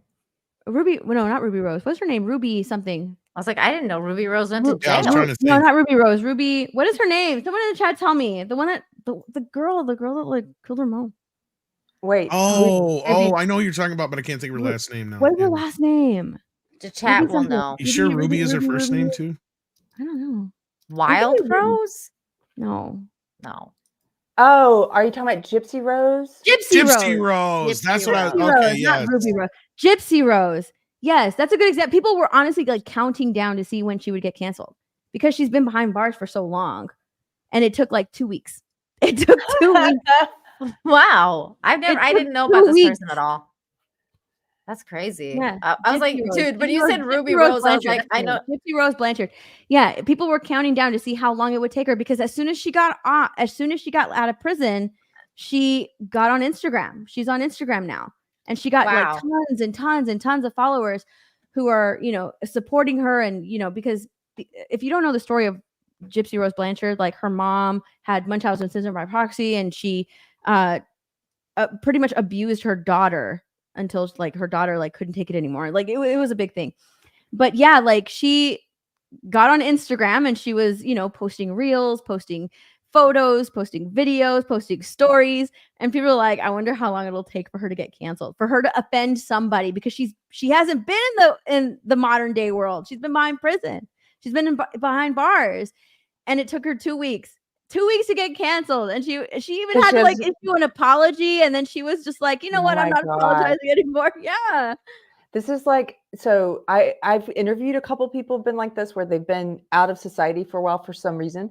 One is a comedian named Mark Hughes, who's a Canadian comedian, totally based, and was in prison for a long time. When he got out of prison, he had no idea that the culture had changed. Oh no. You immediately, he's encountering these, the way, I think from what I recall, I described it as, these wealthy white feminists who were saying that he was an oppressor, and he's like, I don't have anything, like I just nothing to my name kind of thing, and just learning this new language. I also interviewed a guy who was stationed That in the reminds me of military. Tulsa King. Yeah, it's like if imagine at the very beginning of The Walking Dead, where he's in a coma when the zombie apocalypse happens. And when he wakes up, it's already happened, and you're learning about this new world you're in. That's how I view these stories of people who were like missing. They were in a coma or something, or they were in prison. Or I talked to one guy who was at a remote military post where he didn't really know what was happening in culture for years. And then he came back and was like, what's going on? Like it is like Carrie, a did you woke ever see Tulsa King? Tulsa King. Yeah, with Sly Sylvester Stallone. I don't think so. Should I watch that? Yes, that was about that. He's like a mob guy that's Oh, gone to you'll prison. love that show. Oh, It's amazing. And okay. he comes out and everything's woke. It's Everything's a like, what the great fuck's show. going on? Yeah, it's Like, so yeah, good. what is it with all the pronouns? He, her, she, them. Yeah, it's so good. Oh I yeah, can't wait to see you'll for like that Tulsa one. King. I I gotta you'll look dig up the Gypsy Rose thing now, stuff, because I had no I know, idea. me too. I have no idea what happened you're to talking her. about. I know the But, case. I know who she is, but I didn't know she got canceled or that people were taking bets. That's Tulsa funny. King is on Paramount Plus, so if you get a chance to, I definitely would check it out. It's a great show, especially if you're a fan of Stallone. Definitely, yeah. T Neil, thank you for the $2. Says didn't mean anything by it, just trying to be funny. I didn't think you were being anything but funny. So No, thank you're you. cool. You're cool. Go ahead, Carrie. Mr. Tickletrunk for 5 Canadian buckaroos says, +1 vote for Tom to be in drag on Monday nights. Midnight Edge's ESG score will go up. I can't change my avatar anymore, so let me live through you, Mrs. X's Connors. All right, here's the thing. The time that I did do the drag bit, it was too fucking expensive. I can't afford to be a woman. Why any man would want to be a woman is beyond me. Right? I don't see anything about the pay disparity, but I do see the, what do you call it? The beauty tax, or what do you ladies have called it before? Oh yeah, the beauty tax. Yeah, see, that is a real deal. I can see that becoming a problem once you start setting down, like, you're dealing with your hair, your makeup, your this, your that, your other. It all adds up pretty. It's expensive to be a girl. It's very expensive. Yeah, the beauty tax. Go ahead. I think I can't afford that shit. I wish other people were like you, Tom. Like I can't afford to. I can't be a woman. That's too goddamn expensive. Yeah. Go ahead, Stephanie. Joshua Henderson for 199. Have y'all watched Uncut Gems? I wish I hadn't. I have not either, for the same reason. I just expect him to be screaming through the whole movie. It was one of the worst movies I've ever seen in my life. It was, because I've heard people say it was good. So I know I've had this argument with a lot of people, and that's right. Yes, you have, opposite side. I hate that movie. I think it's the absolute worst Adam Sandler movie that's ever been. I know I might be in the minority. I realize this. T Neil, thank you for the $2. Says stolen joke. Fisherman's wife to the retinclining? What? Retentling? I butchered this. I think it means retackling. I think that's what it means, is retackling. Yeah. Thank you. I 100%. I don't think that N is supposed to be there. Yeah. But thank you very much. That's funny. I don't know if you're there, Carrie, but go ahead if you're. She there. just stepped away. Okay. Go ahead, ahead, Steph. Yeah. Brian Keith for 5. Hey Tom, if the ladies were up for it, do you think y'all could do a top 5 shit list like you do on Sundays? Second favorite midnight show under Toxic Fam. Oh wow, Brian. Maybe. If there's a slow week and we can come up with something, maybe. Yeah. Why not? I have a hard enough time trying to keep up with the shit list as it is, because top 5 shit list, like shit movies, or like what I do. Well, on Sunday nights we have a group of our panelists and we all come up with our top 5 and whatever our subject is for the week. Okay. Yeah. All right. Well, that's interesting. Because we used to do other people's lists and we got sick of getting pissed off at them. We're gonna make our own list now. Fuck it. With blackjack and hookers. Yeah. That's cute. I don't know about that. Yeah, I don't know about that either. Now, real quick, no offense, real quick, I wanted to talk about this here, which was all over the internet today. Oh, hold up before you get going here. Tennille comes in with retentacling. Oh, wow. I thought maybe that's what you meant, but I was going with the fisherman bit. We all butchered it. I thought he was going with. I thought he was going with the fisherman thing. So I was like, oh, it's tackle probably. Okay, so retackling. Wow. Okay, never mind. I was way off. This sounds like like the name of your next hentai, man. Like, yeah, it sounds like something Yellow Flash would watch. Definitely. Now, thank you. So anyway, what about P. Thanks Diddler? for this spelling that. Speaking of retentacling, here's P. Diddy in the news because he's getting busted. He took off. He did took off in a private jet, left everybody. Yeah, he's gone. Did not. He did. Yeah. While y'all were talking, this has been all over Twitter. Yeah, he pieced the fuck out the country. Yep. Wow. Made himself look guilty as fuck for 10. Yeah. Yeah, wow. That was so fucking guilty. So Damn. yeah, this has been. Let's go, Cat Williams. He said everyone was going to be exposed this year, didn't he? In that interview he did it like back in January, early February, I can't remember when. He said everybody's going to be exposed this year. They better watch out. He actually dropped Diddy's name. Wow. He said, it doesn't matter who you are, you're going to be exposed this year. Can you pull up an update on that, Tom? Like let me see if I can find it. Yeah.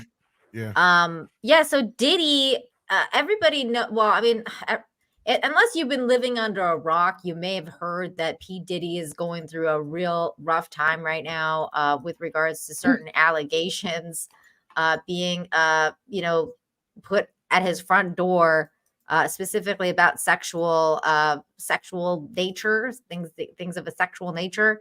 People are saying that he kind of like Epstein. He was like an Epstein, making videos and stuff like that of people.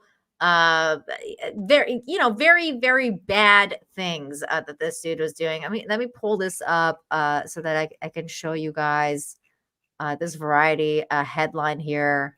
I don't know why I closed it. Here it is. I just read that.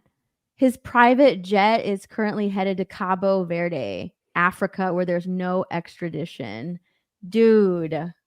Ooh. That's crazy. So this is what's going on. For those of you that don't know, properties of Diddy Combs located in Miami and Los Angeles were raided by Homeland Security on Monday afternoon, according to reports from Fox 11. The raids are in connection to numerous sexual misconduct allegations levied against Combs in recent months and several plaintiffs. And now, as you saw the update, apparently he's gotten out of Dodge. So that's definitely wow. It sure seems like an admission of guilt. Oh, that's a huge admission of guilt. Well, I guess something broke his stride. Going to a country where there's no extradition, 100%. I don't know. Oh, wow. They must have a lot of stuff on him. Did he also just, they're not usually motivated to go after these kind of people. So I feel like they must have had really good reason to, or it was coming out. If they didn't do something, it was going to come out maybe. But didn't you say before we started stuff, and maybe I missed it when I was gone just for a second, but did you say that Cat Williams like predicted all this? Yeah, he did. In an interview that he did, I can't remember if it was like January, February, but it was this year. It was early this year. But yeah, like he said that a lot of people are going to be exposed in 2024. He's like, it's happening. They're going to be exposed in 2024. It doesn't matter who you are. It doesn't matter if you're Diddy. He dropped Diddy's name. He dropped his name during that interview. Wow. Yeah. This is kind of crazy to me though, because Carrie, I'm with you because I feel like, we all know like this kind of stuff happens, especially in the industry, and nobody does anything about it. A lot of it is like an open secret, like the way we know about, Weinstein. Like we know like things were an open secret with him, and there's a lot of stuff that these powerful people do, and then they become like kind of scapegoats. They become scapegoats. And I feel like maybe Diddy is one now because I just feel like I wonder who he crossed that was finally like, nah, like the South Park episode. Right. Like you crossed somebody that was like they don't want certain other things to get out. And then now they're like, okay, it's time for you to exit. Or he just fucked up here. and he got too lazy. Like it could be any number of things. It could be. I mean, there was also like conspiracy people talking about this raid today, saying that like, a lot of people don't trust the FBI. So they're saying like, they're actually going in there to get rid of evidence. I've heard people say that this is just misdirection. Keep an eye on something else. And they just randomly pick P. Diddy. I think let's frame someone. Who could it be? Like, I mean, I don't trust the government either. I don't. I just think maybe their hand was forced in this case. But I wonder. There's a lot of. I have a lot of questions. I always do when it comes to stuff like this. Even with Weinstein, like I said, like so many people knew like what that guy was doing, and it's like nobody said. You guys are not completely off here, because here's the thing I've always said: the one common ground usually with these men, especially during the Me Too era and the whole Weinstein Cosby thing specifically, was you had two of the most powerful people in Hollywood that were losing their power because they're getting old, and they don't have the sway and the power they used to have. So hence, they don't have the protection they used to have. And then when you had compound that with the Me Too movement, yeah. See, and as far as this goes here, it could just be that he's losing power. He doesn't have the power he used to have. He can't pay the right people off anymore. You guys could be right. It could very well come down to something like that, or they're trying to distract with something else. I don't know. I have a hard time believing he's or they're gonna Epstein his ass because maybe there's a lot of people saying that already too. Yeah. But yeah, so like, and again, I don't want to get too deep in the weeds with this, but because we don't know too much yet. But we don't want to get into too much into it either. But it's just interesting, fascinating, and now he's escaped town. He's like getting out of Dodge. So well, at least that's the word. I can't confirm it yet. I've been trying to find an actual confirmation through a more credible news source. The rumor so far. But I don't think he's been arrested. So Merlin in chat says that Oprah is sure as shit going to make a run for it at some point too. Have you heard the stuff about Oprah? I'll put it in the chat. I heard he was on the list. I don't know. And that's the thing is like, you guys were just saying like there's already been plenty of smoke when it comes to P. Diddy, right? And a lot. So like that's where I have I'm not gonna sit here and try and pretend that he's just some scapegoat and he's innocent or anything like that. So but you never know. I haven't seen anything. It says TMZ 39 minutes ago, Diddy seen on video pacing around Miami airport after raids. So he made it as far as Miami anyway. They must have given him a heads up or something. Like this is the last. 39 minutes. He was ready to go. He was ready to take off. Yeah, because the report I heard that said that he had left his kids and everything and took off for Verity, like the one we posted up. Yeah. So that's what's going on with Diddy. All right. Well, there you go. I'm sure we'll be hearing more about that in the weeks to come. It's just fascinating stuff. T. Neal, thank you for the $2. That's the joke. Yes, I don't know what the context of this now, but thank you. I think it was a retental like the hentai situation. Yeah. Go ahead, Carrie. Sorry, I just saw this thing about Oprah. Oh yeah, that shit goes deep. Why? Deep. Okay. Thank you, Joshua Anderson, for $1.99 super chat. He says, just so you know, modern pop culture sucks. For the record, I agree. Oh yes, that was the whole conversation. They're all scraping the bottom of the barrel. They're not hiring people based on talent. They're hiring people based on what race they are, what sex they are, what sexuality they say they are, gender identity, all this stuff. Not hiring based on talent anymore. And so yeah, it's sucking. And it's all based on AI. Yes, and the music is like, part of the reason I think AI music is going to succeed and people won't really care is that we've already gotten used to hearing music that is so like auto-tune and manipulated by algorithm already that it's sort of like, it doesn't sound that different to have a robot do it. Did you hear that the whole AI thing that happened to Drake and how he's suing? Yes. Yeah. Because nobody could tell. I heard the song and I was like, wait, that's not Drake. Why do you think? Why do you think I think half the appeal was with that one dude, the red-haired guy with the beard who did the song a while back here? I can't remember his name now. Oh, Oliver Anthony. Yes, him. I think a big part of that was just because people were like, because he's genuine. You're not hearing him auto-tuned to shit. Yeah. He was just singing. His voice was even break. It was beautiful because it was. People are like, you can hear the emotion in his voice. I'm like, yeah, because he's not manipulated by a fucking robot. Damn AI. Thank you, T. Neal, for another $2. This probably happened at Planet Fitness. Oh my god! I know. I said that's the third joke. I made one earlier, but it got kind of walked over. But go ahead, Carrie. Thomas Steen for $1.99. Thank you. Says, I never did like that guy. Always seemed like a tool. Oh, you want to get into it right now? Yeah. I'll do a mini rant right now. Puff Daddy ruined rap music. He's a piece of shit. He completely ruined rap music. And here's my reasoning for it. And like I said, I'll keep it quick.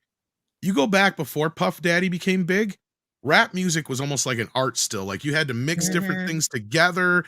there was patterns and everything you would have to come up with. It was still, there was a lot of originality there. As soon as Puff Daddy comes along, literally just run the same loop over and over and over and over again and steal the chorus. No originality whatsoever. It was the laziest fucking shit in the world, and everybody treated him like he was the second coming of Kanye.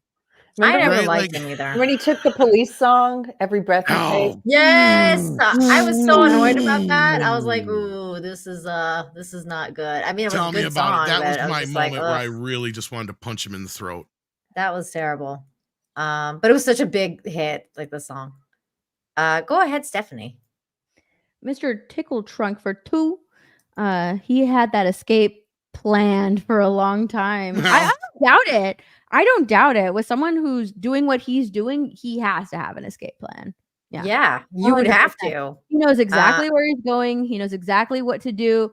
He has people on standby probably for this. Yeah. And again, for another Toonie, Mr. Tickle Trunk, this is proof that he was ready to run at any time. Yes. Yeah, he's ready. He's like, I'm getting out of Dodge, man.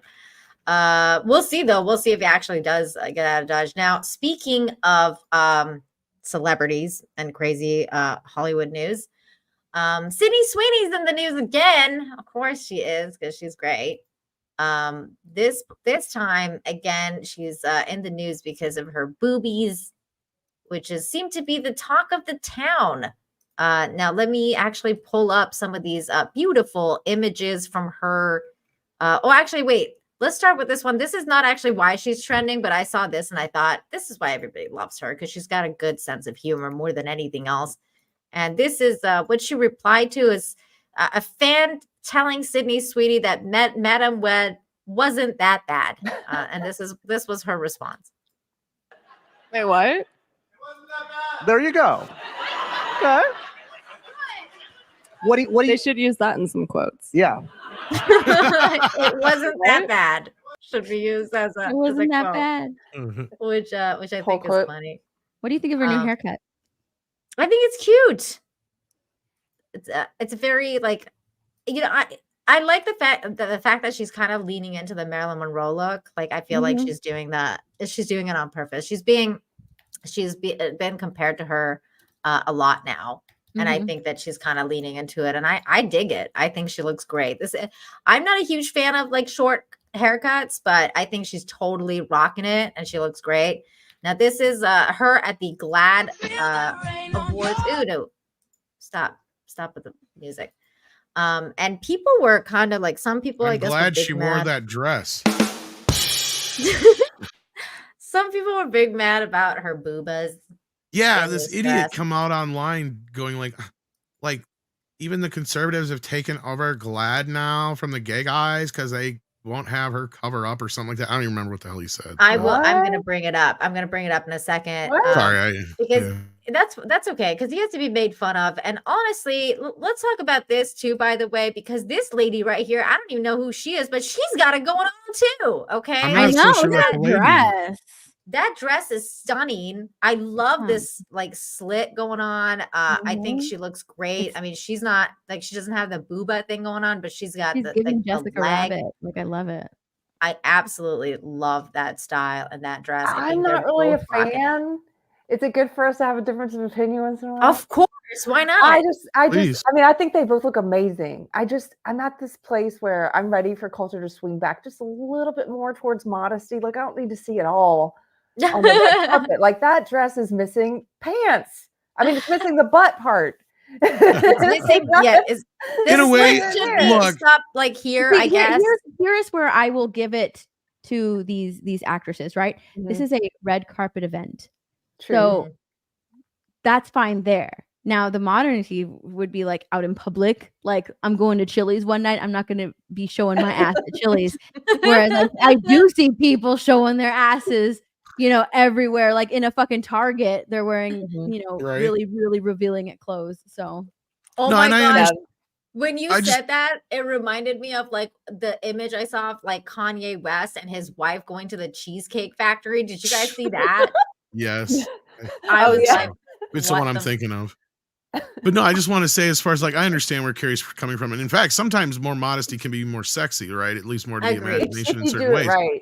But the problem I think here, real. Yes, I agree with And that. the reason I can get behind this even more so, besides the reason, the red carpet, which I think is a good excuse, is the fact that we've been so used to only men being allowed to dress like this for the last 5 years. Mm-hmm. Like women, you mean? Yeah, like, well, not just that, but like this. Like, I mean, this, and what she's like, okay, yeah, I agree with you on the right. That's a little too much, but I mean, what Sydney has on here is very classical. In fact, I think that's, maybe a little more revealing than some people would like to have, but I don't think there's anything wrong with that she couldn't wear to most, balls or the Oscars or anything else. And they would say that's kind of conservative there, even, I think, especially when you got people showing up in meat dresses and shit. So, by the way, this is the outfit that Kanye West and his wife wore to the Cheesecake is it the one Factory. Oh no, that's not the one I was thinking of. That's not the one I was thinking of either. But that's also, what is she wearing? Yeah, her underwear. And that's it. Neon. I don't know what's going on, and like some. It's just a bra. Yeah, you're right. She's wearing a strapless bra. But actually, it's actually probably not a bra, because I see these like being sold like at Target. They're tops. These are actual tops that you would wear. Like a tube top, but not really. Public. It doesn't cover like this area, like the mid. You gotta have a little bit. This is the modern version of the tube top. Ugh.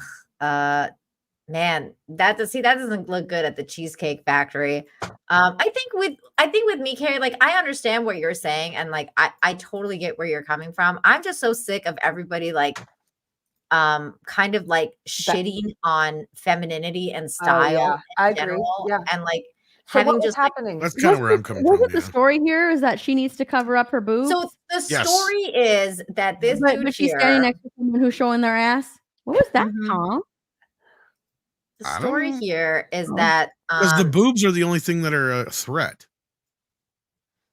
Dom Lucre posted this on Twitter X. Now, to be fair, Dom is a very like hardcore, like kind of rage bait, grifting kind of account where he just posts like random shit. And usually I'm actually surprised he didn't put a Dom Lucre sticker on here, because usually he does that. And he's like, this is my thing, which is kind of weird.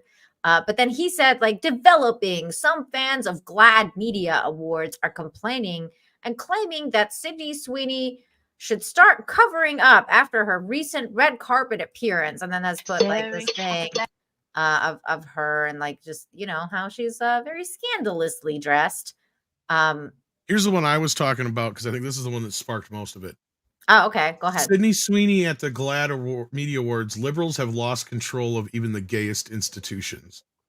Oh my God. This is what I think sparked the whole thing. So, because then you had a bunch of conservative folks like jumping in on it too. It was a whole big fucking mess. I don't get it. Yeah. I don't think anybody does, because on the community notes thing for Dom Lucre's thing, people are actually pointing out that that's not what's happening in the industry, and the industry is loving the fact that Sydney Sweeney is coming out and showing off her tatas a little bit, because everybody missed it. So you have here Glamour saying Sydney Sweeney's going Cinderella Court, GLAAD Awards.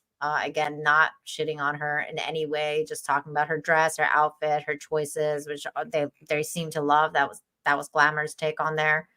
And then you had Vogue coming out with a whole article about her dress and who she teamed up with. And they wrote here, Sydney Sweeney sparkles at the GLAAD Awards and custom Miu, whatever this brand is, Miu. I can't say that shit.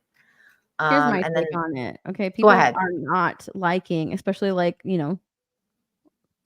ultra liberal people, the ultra woke people. They don't like Sydney Sweeney because people like her. People who they don't like, people who they have opposite opinions of, like Sydney Sweeney.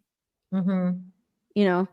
What's so funny, Steph, that you say that is because I've seen certain, like, I should have saved this one because I saw this one thread where this guy was like just going off about Sydney Sweeney and how, like, just remember, if you're a liberal and you like her, remember that she's probably MAGA because her what? Yeah. Like Yes, went, yeah, because she he doesn't went off. toe that Hollywood line. Like she talks, you know, she's not saying like, oh, Madam Web failed because men didn't go see it or something like that. She's very self-aware. She has Yeah. self-awareness, you know. Mhm. So because she doesn't like say the proper things and she's actually kind of Then they really think she's feminine and proud of her curves and all of that stuff, like they don't like her. No, They don't like that men like her because they Yeah, don't like men. Right? exactly, Stephanie. And Carrie, this is what like they were saying that because she comes from like a very like Midwestern background, like she was born, I forget where she was born, but she's like, you know, Midwestern. She comes like, you know, she's very like her parents are Republicans, and like apparently like they wore MAGA hats at a certain point in time and like had taken pictures. And I know, and so like they're like, this girl is definitely MAGA and she's a Republican and she's hiding it. And like her whole family is Republican. So if you like her and you're liberal, just remember you're supporting MAGA and like all this stuff. And like, oh my goodness. Look it's at this. crazy. There's a Northwest whole Idaho article. is where There's she's from, apparently. Look, let me send this to you. I had no idea this was happening. Thank you, ladies, for explaining this to me. Look at this here. You're putting in a private chat? Yeah, Okay, let me Sydney see. Sweeney says, Oh yeah, that Because was a big story last year. were many Was it last year? misinterpretations of MAGA Yeah. party, and it says Sydney Sweeney's clarifying details about her mother's controversial 60s birthday party. Why was it controversial? Because some people had a MAGA hat. Yep. Yeah. That's it. And because of this, they're saying like she's probably MAGA, guys. So if you're a fan, like you watch These out. are the same people that go after Chris Pratt. This was a huge story, stuff. Yeah, it was a big story last year. Yeah. It still is. It's still like people are starting. They're trying to make it a thing. They're like, remember, she's a MAGA. And it's like what the fuck? It's so crazy because this article says the people in the pictures weren't even my family. There were some people who brought the things people were upset about were actually my mom's friends from LA. Anyway, she shouldn't have to explain. It doesn't matter if it's her family. That's the whole point. Yeah. So they're in a political party that you may not like. That doesn't make it controversial. But the fact that she had to tiptoe around that just so she don't get canceled or blacklisted. Yeah. Yep. No, well, she continues on. She said people are so fast to build someone up and then they love tearing them down. Yep. Like that's one of the things that she said when she was talking about that. And she's not, Well, wrong. and that happens Not all wrong. the time in Hollywood. They love to build somebody up and then tear them down. That's like a It's thing. exactly why they went after Chris Pratt, because he was kind of seen as a conservative actor, even though he never come out and said, you know, I'm a conservative, right? It's the same kind of thing here. They see smoke just because her mom's conservative and there's things that she said and she believes, and because she's even addressed her boobs several times. Yes. Right. Yep. We talked about this, I think, last week. Yeah. Yeah. So like, what did she address them as? Oh yeah, you must have. She kidding. basically said that she was talked about getting a breast reduction as a teenager, and her mom said, "Why? They're your best friends." Yeah, that and also she's saying like she has no control over what people think about her body now in Hollywood, and that basically, and like you know, fans in general, and that she's just basically like, you know, living her life to the best, and she has no control over what people are gonna think. So she's just gonna live her life and you be can herself. tell by the way she dresses, she's proud of her body. Yeah. And that's another thing that fucking threatens them, because she's a beautiful white woman who's proud of herself, and she's not self-loathing and you know, trying to, you know, be whatever the woke community wants, and that's why they're coming after her. Yeah. Yeah, and like she's not dressing like androgynously. Like it's like, okay, she's like, you know, dressing stuff that like is gonna accentuate her femininity. If she and dyed her like, hair big fucking purple and what she you came out do. as bi tomorrow, they'd be her best friend. She did the what's her what's her name?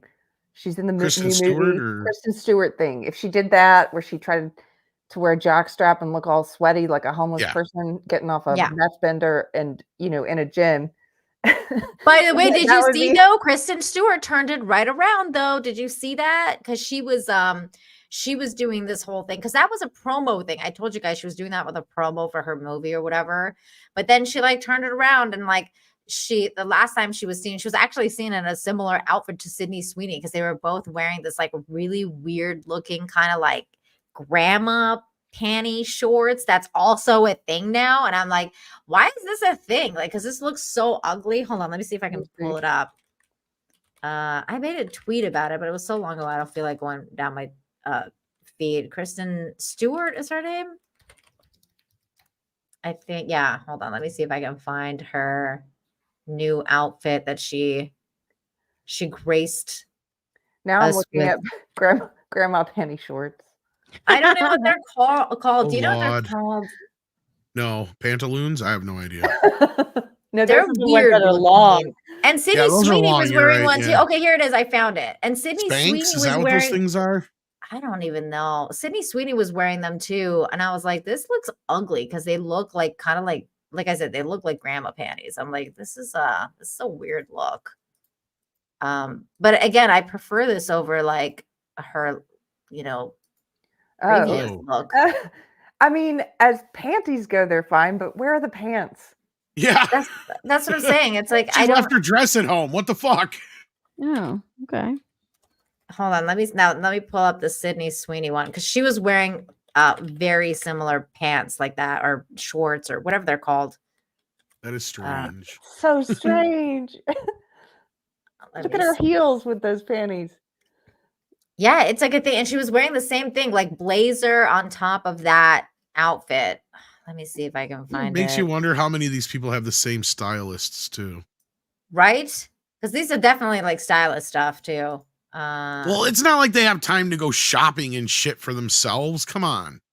I mean, they do pick it to some extent. Like they're like, well, yeah, but they will have give you people. a Yeah, fuck once ton they of hit a stuff. certain level, once you hit a certain level, you have people do that shit for you. Yeah, like they'll give you a bunch of stuff and then you pick. Let's see. Somebody like Kristen Stewart can't really go out shopping. Exactly. As much as she may not be a huge movie star, she was in those Twilight movies. So yeah, she's constantly getting bombarded by, people. Sydney Sweeney too is like, she's so in the news and it's like constantly changing. I can't find that outfit anymore, but she was. Well, we got your idea. We got the idea. Although I'd rather see her in that outfit. I know. I know. I was really trying to find it. I would have to scroll way down on my feed to find it. But yeah, that's what's going on. If you guys want, I don't know if we have any more super chats. We can do the super chats. I think we have 2 here. ActionCom, if you want to grab that I'll try and find those. Carrie. Sure. ActionCom, hello, for $5 says, can Sydney Sweeney overplay her hand when it comes to her assets? Honestly, I don't think so. I don't think there's a lose-lose scenario here, especially, and I think that's what scares. Honestly, I think that's probably, I might wonder if that's maybe the bigger problem is somebody like her, what she represents really scares them more than anything. Because like the last woman I remember that was even remotely like this, that they allowed to be sexy, and then all of a sudden was like redheads and sexy women were no longer allowed, was Christina Hendricks. Oh, yeah. A very healthy looking redheaded woman was the last bombshell we had. And we have not been allowed to have one until now. And I think that's what's driving them crazy is beyond their control. The world has just completely just decided we're going to make her our new Marilyn Monroe. Fuck you. So like, yeah, I see it too, Tom, because you're right. And Christina Hendricks was freaking gorgeous. Like absolutely like stunning. Oh God, I'm close. I can feel it. I've been scrolling down a lot. Keep going. I will. Okay. Well, then if you want to grab this one, Steph from Tennille. Tennille for 2, please. They don't like her because they're jealous. Well, yeah, that too. That's kind of what it boils down to. Yeah. I think so. And what they're mad about them, and here's the thing: is a lot of the woke. I found it. Okay, and a lot of the woke folk, they hate this. I hate using this term because it makes no sense. The straight gay guys. I know that's an oxymoron. See, now that's actually a little bit more stylish, but yeah. But she's wearing the same thing, blazer on top of these weird shorts. Yeah. Here, hold on. Let me zoom in on it so you guys can see it better. I gotta open the image on the new tab. There it is. Anyway, now I forgot what I was saying after that picture. Mine's right. There it is. What? So she's like, I zoom in. There it is. She's wearing like weird. Is this a thing now? That's what I'm saying. It's like a thing. It's like this has become a thing or something. This is a style, and they're wearing the same thing: a blazer on top of a crop top with a weird grandma panty short thing. Except for like her, like bedazzled, and I'm like, Okay. Like, See, I didn't know those were like underwear until you got close up. See, I just thought they were kind of like fancy shorts. I thought they were fancy short shorts too, Tom, but they look like panties. I mean, now, they're yeah. just panties, no matter what they call them. Oh, absolutely. I agree with you guys. I'm not disputing that at all. I don't get this fashion thing at all. Like, I would never wear this. I'd be like, I'm not wearing that. I mean, to the beach, you know? Yeah, like to the mall. Like, I actually like the kind of granny panty, like 50s style bathing suit cut like that for the beach. Yeah, I love to the 50s beach. bathing suit bottoms. That's what that looks like to me. But this is to a red carpet event, like it's not pants with like this weird, like the blazer too, like it's kind what of is funny. going on? I don't know. But you're right. She does. If one of them's gonna rock it better, she's rocking it better. Definitely. But yeah, I didn't even know it still got 1 in a million shot with her with Kristen Stewart. That instantly makes her more attractive. No, I'm just kidding. Katina says, I'm not complaining. Exactly. We're not complaining about that one bit. I don't even remember what my point was, and it doesn't matter at this point. I agree with this. It's just a horrible outfit overall. I don't care who wears it. It all looks bad to me. Because I'm like, dude, that's not fair enough, but you're just I can handle that. Wearing undies. But that's me.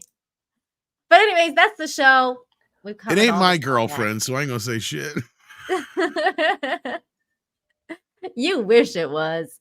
Oh, the woke straight white males. Yeah, that thing. Yeah. Because they actually like women like that. That's what pisses them off. Look, I wear panties all the time. Well, back to my point before that. Them on the outside. Bryant just reminded me of the point I was getting to. Is like that's why a lot of these other LGBTQ sectors are turning on the straight gay and the straight lesbian people in the community, and it's vice versa as well. Because the gay guys are like, no, we like women that look like that. We want to look at women like that. We want to be those women. We know we never will be, but who are the women that gay men usually gravitate towards? Marilyn Monroe, stuff like that. It's always like, divas. Like divas and voluptuous women, or Liza Minnelli.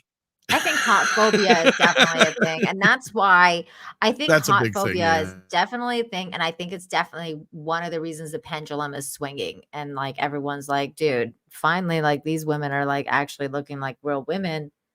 Maybe we Judy Garland, thank you. That's the other one I was trying to think of. And Faye Ray, they love to talk about all the time. They love and what's her face from Psycho? I just forgot her name. Janet Leigh and stuff like that. The classic bombshells. The gay guys always love them, right? Yep. And it's just because they can I don't know, maybe it's like the same reason like little girls like Barbies. Obviously it's not a sexual thing, so yeah. No, they just revere them because they're so it's just the beauty of it. A lot of feminine energy, I understand just appreciation for beauty, and like you said, there is this sort of I've seen articles penned by the woke where they do because they try to put their whole ideology is like the best way to look at the world is competition for power among identity groups.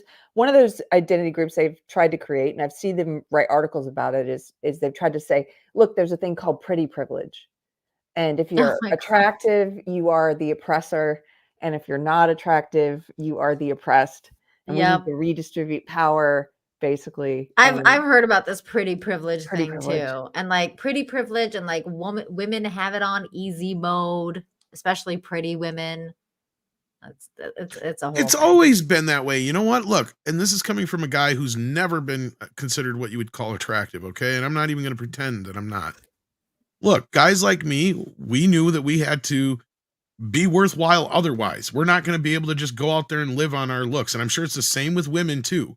So I don't know why women pretend that this is a thing that's just for them. It's like, no, I had to look at the guys who always were the jocks and the this and the that and the other in high school and knew they were going to have a pretty easy ride in life, right? It's just obvious.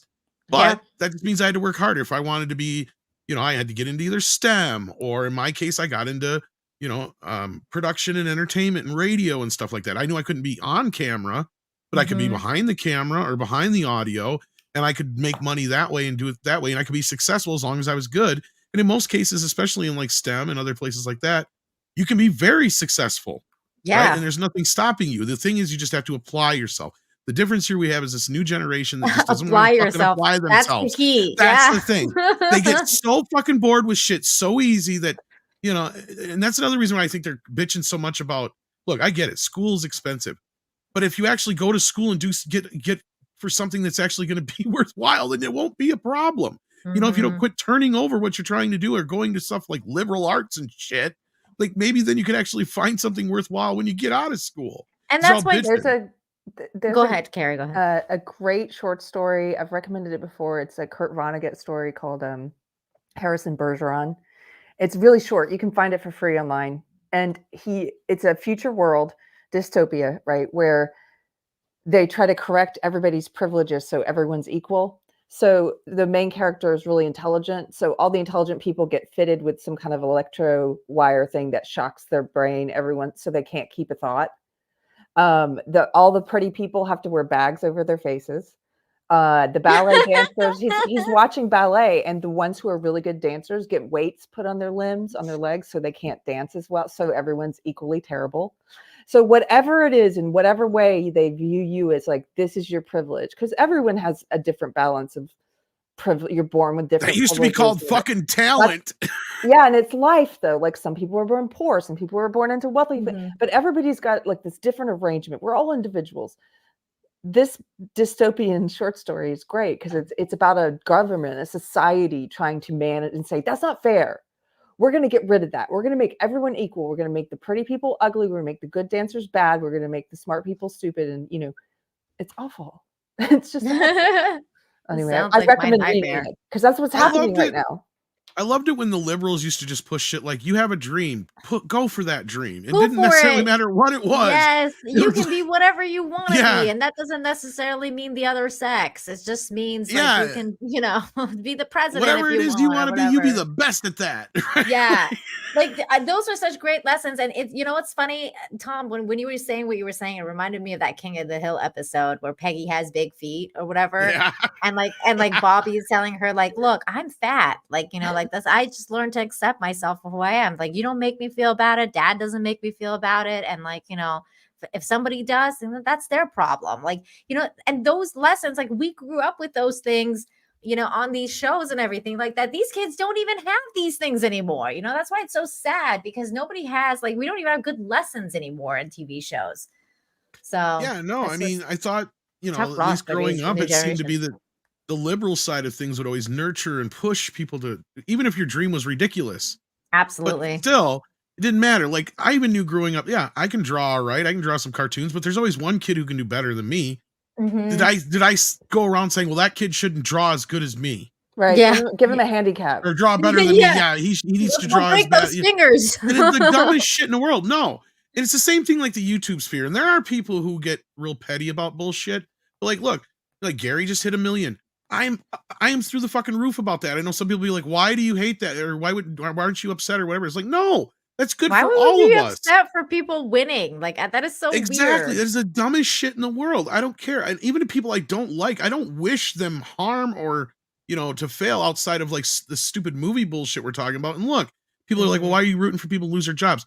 My point is they probably shouldn't have that job in the first fucking place. And that's where that's where we have an issue. That's exactly the point we were getting at to the beginning here. This whole point is you have all these people who never earned their way doing this stuff now. And they're not coming in and going, look, I have a really great idea for whatever this IP is. No, they're just coming in and saying, hey, I'm black and I'm gay. And that, oh, how would you like to do X-Men? That's exactly what happened to Bo DeMayo. Just so happened that luckily he's an X-Men fan. But how many other cases do we have here where it wasn't people like the guys with Cobra Kai who come in and they did it for, do you know how long it took them to get Cobra Kai made? They got turned down. They got turned down the first time by Will Smith's company because Sony's like, we're all on board for this, but you got to go to Will Smith's company and talk to his people because they own part of the rights now. Wow, Westbrook turned that down? That's crazy. Yeah, they did the first time. They're like, no, we don't want to do this. And they're like, no, you don't understand. This is a TV show. So if you still want to do the movie thing with Jaden, you still can. And that's a movie. It's its own thing. They're like, yeah, no, we just don't see it. But what happened was The Force Awakens happened. And as soon as The Force Awakens happened, they come back and they repitched it again. And Jada's brother said, yeah, let's do it this time. because he was the one who ran the Westerbrook or whatever the hell you call it. I like entertainment. this. DEI equals Didn't earn it. Yes. That's great. That's what we should flip it to. Well, instead of having to go DIE to try and make it something else, I think that one's even more on point. Yep. This is great. Before we leave, before we head out of here, I did want to catch up everybody with one of our favorite actors around, Mr. Harrison Ford. Was seeing. What did I do now? This is great. Oh, is this the Hula thing? Yeah. Oh my God! All right, let's shoot this son of a bitch. I think that's what he says. Or no, let's shoot this piece of shit. Oh my God! I don't know why this thing skipped. You lost it. Oh no. Oh my God! I hate Twitter sometimes now. This is hilarious. This has been happening to me too, where I can't replay the videos easily. I used to be able to. I don't know what's Fix it, going on. Elon. There we go. Not so sure he's all that happy about it, but He doesn't look happy. Isn't this for his TV show? It's on. Those are probably his true feelings about whatever he's filming right now. It's a piece of shit. I'm just in it for the paycheck.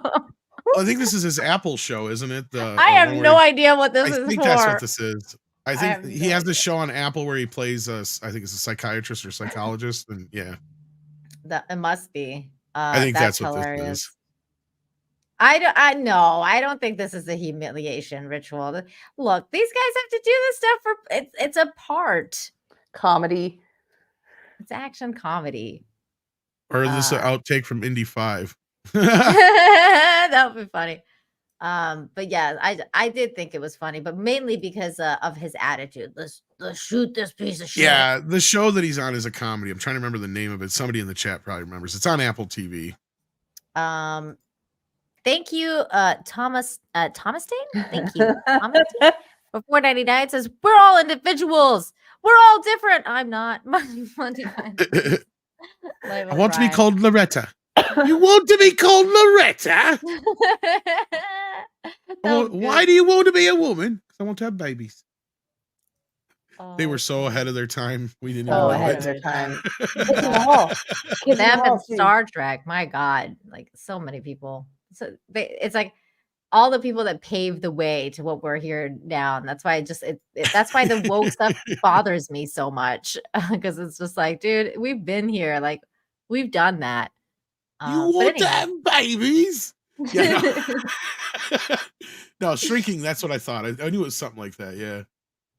Is that what it's? Yeah, Shrinking. Shrinking is. I've heard it's good. I actually heard about this show. Good, yeah. I keep paying for Apple. I might as well watch it one of these days. Oh, did you still like you? If you're paying for Apple, did you watch the other one yet that I kept telling you to watch? Oh, which one? The one Karen I like. God, why am I spacing out on this name? The Lasso one, the Ted Lasso. Well, Ted Lasso we like too, and it's great. But no, this one was like one of those. Oh my God, what am I forgetting? Well, probably the not, one about the office. The one about the office and like the guy that goes in and out of it. Oh my God, it's gonna bother me. People are in the chat are gonna know. The only thing I've watched on there so far is Silo. Is that what you're thinking of? No, I keep thinking of Deprogrammed, and it's not that. Like thinking of Deprogrammed and Carrie's it's right on the screen. Severance. Oh yeah. No, I haven't, but I've heard everybody talking about it. It's great. The only things I've watched on there is Tetris and the Michael J. Fox documentary, and there was great. Yeah, Tetris. I still need to watch watch that in theaters. Oh, it's fucking amazing. It was my favorite movie next year, next to Godzilla. I want to watch that, and I still want to watch Air. I gotta watch those too. Oh, Air was great too. Yeah, Air was phenomenal. Yeah, you don't even have to really know shit about any of the stuff with Michael Jordan or anything like that to enjoy Air. I thought it was just an enjoyable film. I definitely want to watch those movies. But yeah, that's it. That's what we got. I just Yay! I want to thank these lovely ladies for being here as always. Nina for all the work that she does behind the scenes. Carrie and Steph for being here. It's always a treat when we get to hang out with you. So Steph, is there anything you want to plug as we head out? Yeah, I'll be going live on Kick and Twitch in about half an hour to play some more of what am I playing? What are you playing? Game, Peaches. Showtime. Oh, that's so cute. I want to play that. Is it good? It's really cute. I like it. Oh, I'm playing Super Mario RPG right now, and I love that. I love that game so much. Oh yeah, we did have one other. Oh, sorry, Carrie. Go ahead. I didn't say anything. Oh, I thought you did. I saw you move. I thought you were Oh talking. no, it was me. I'm playing. Oh, it was you, Princess Steph. Sorry. Yeah. Okay, I was just gonna say we did have one more thing on the bill that we were gonna get to. But we just ran out of time, and that's the DeSantis thing. Yeah. But basically, the rundown of that is they passed a bill about, I think you have to be, no one under the age of 14 is allowed to have social media now. That's right. So we'll probably save that for next week. But yeah, just heads up, kids. We're not going to jump over to Rumble to do that. Unfortunately, that was the plan, but we ran out of time. Sorry. Yeah, maybe next week. But yeah, so on that note, Carrie, that might be something you talk about this week. I imagine it'll come up at some point. Possibly, yeah. Well, it's been nice being here with you guys. And Wednesday, 6:00 Central on Deprogrammed, we're doing another That Christian panel. We do these every couple weeks. It's usually myself, Michelle from Force of Light, Odin from OMB Reviews, Brahmapal, and then a special guest.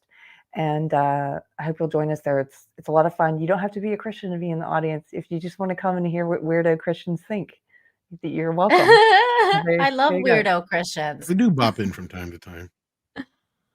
But yes, thank you for being here, Carrie. It's always a treat. And you too, Steph. And Nina, anything you got going on? Yeah, actually, on Wednesday after that Christian panel show, Carrie's coming on my show, Breaking the Narrative. Yeah, we're gonna hang out. We're probably gonna be talking about this Florida DeSantis bill. There you go. So we're gonna be talking about that and probably a lot of more cringy stuff. There's a lot of cringy stuff going on that we're gonna talk about. Probably gonna talk about this whole. Are you gonna be on P. Diddler Watch 2024 to find out where he is? Yes, we're gonna be. I gotta make a thing already. You gotta meme it, dude. You gotta meme it. Diddler Watch 2024. Yeah. We have no idea where the fuck Diddler is, but we're still looking for him. No, I'm actually not seeing that he landed there. Yeah, but I haven't heard he's arrested yet either. So that's the only reason I'm kind of like. Yeah, I'm waiting for the arrest because it's like there's no confirmation that he landed in like that in Africa where there's the last time, like, because TMZ reported that they're just like in Miami airport that they saw him. So God knows. That was how many hours ago? Like I said, yeah, maybe they somehow grounded him somewhere there, but that may have been before everything totally. Well, they said that his plane is in Antigua right now. Yeah, that's where his plane. But they haven't cited him yet. They don't know if he's on board. Yeah. So yeah, we're gonna be on Diddler Watch. We're gonna be talking about all sorts of other stuff. A lot of stuff is going on with like the Daily Wire. Probably gonna like maybe talk about that a little bit or something. I don't know. We'll find topics. If any of the memers are out there, I need a picture of Puff Daddy as the Riddler. Oh, I was the Riddler. Yes. Johnson retweeted it. Oh shit! Really? Oh my God! Pull it up. Let's see it. Pull it up, somebody. Oh Lord, I don't have it here. Yeah. Benny Johnson. Steph, can you do it? Let's see if. Yeah. But yeah, other than that, you guys know I do the Good News Show on Fridays at 2 p.m. Eastern. That's not on Rumble. That's on YouTube as well. And so.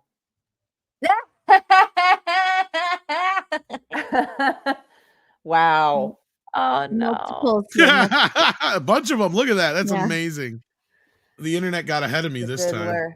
Yep. That's great. Wow. I also read, where is it at? Laura Loomer tweeted, Diddy is in the U.S. and his plane is in Antigua. That they're hearing that he was detained in Miami. That would make sense. See, that would make sense because they were saying that they saw him in the Miami airport. So I'm guessing he's probably been detained. They probably made him ground before he left. Yep. Yeah. But we'll find out. We will be on Diddler Watch, and we will talk about it on Wednesday. Any subsequent P. Diddler or whatever. But otherwise, Tom, what do you got going on? I got some work to do, but I might jump over to the Monday Night Meltdown show. This should lead you guys directly over to there on the YouTube side of things. So yeah. Oh, and I also might go and spread democracy. Oh, Steph, what were you saying? Spread cheeks. I'm trying to get to 10K by the end of the year on YouTube. If you'd like to subscribe on YouTube. Get it. So My Nerdy Home is the channel. Make sure you guys go and subscribe on there. Excelente. All right. And with that, take care of yourselves and each other. And Bye. Bye, everyone. Bye, ladies and Tom. Oh, and thanks, Jay, for being here too. Oh my God.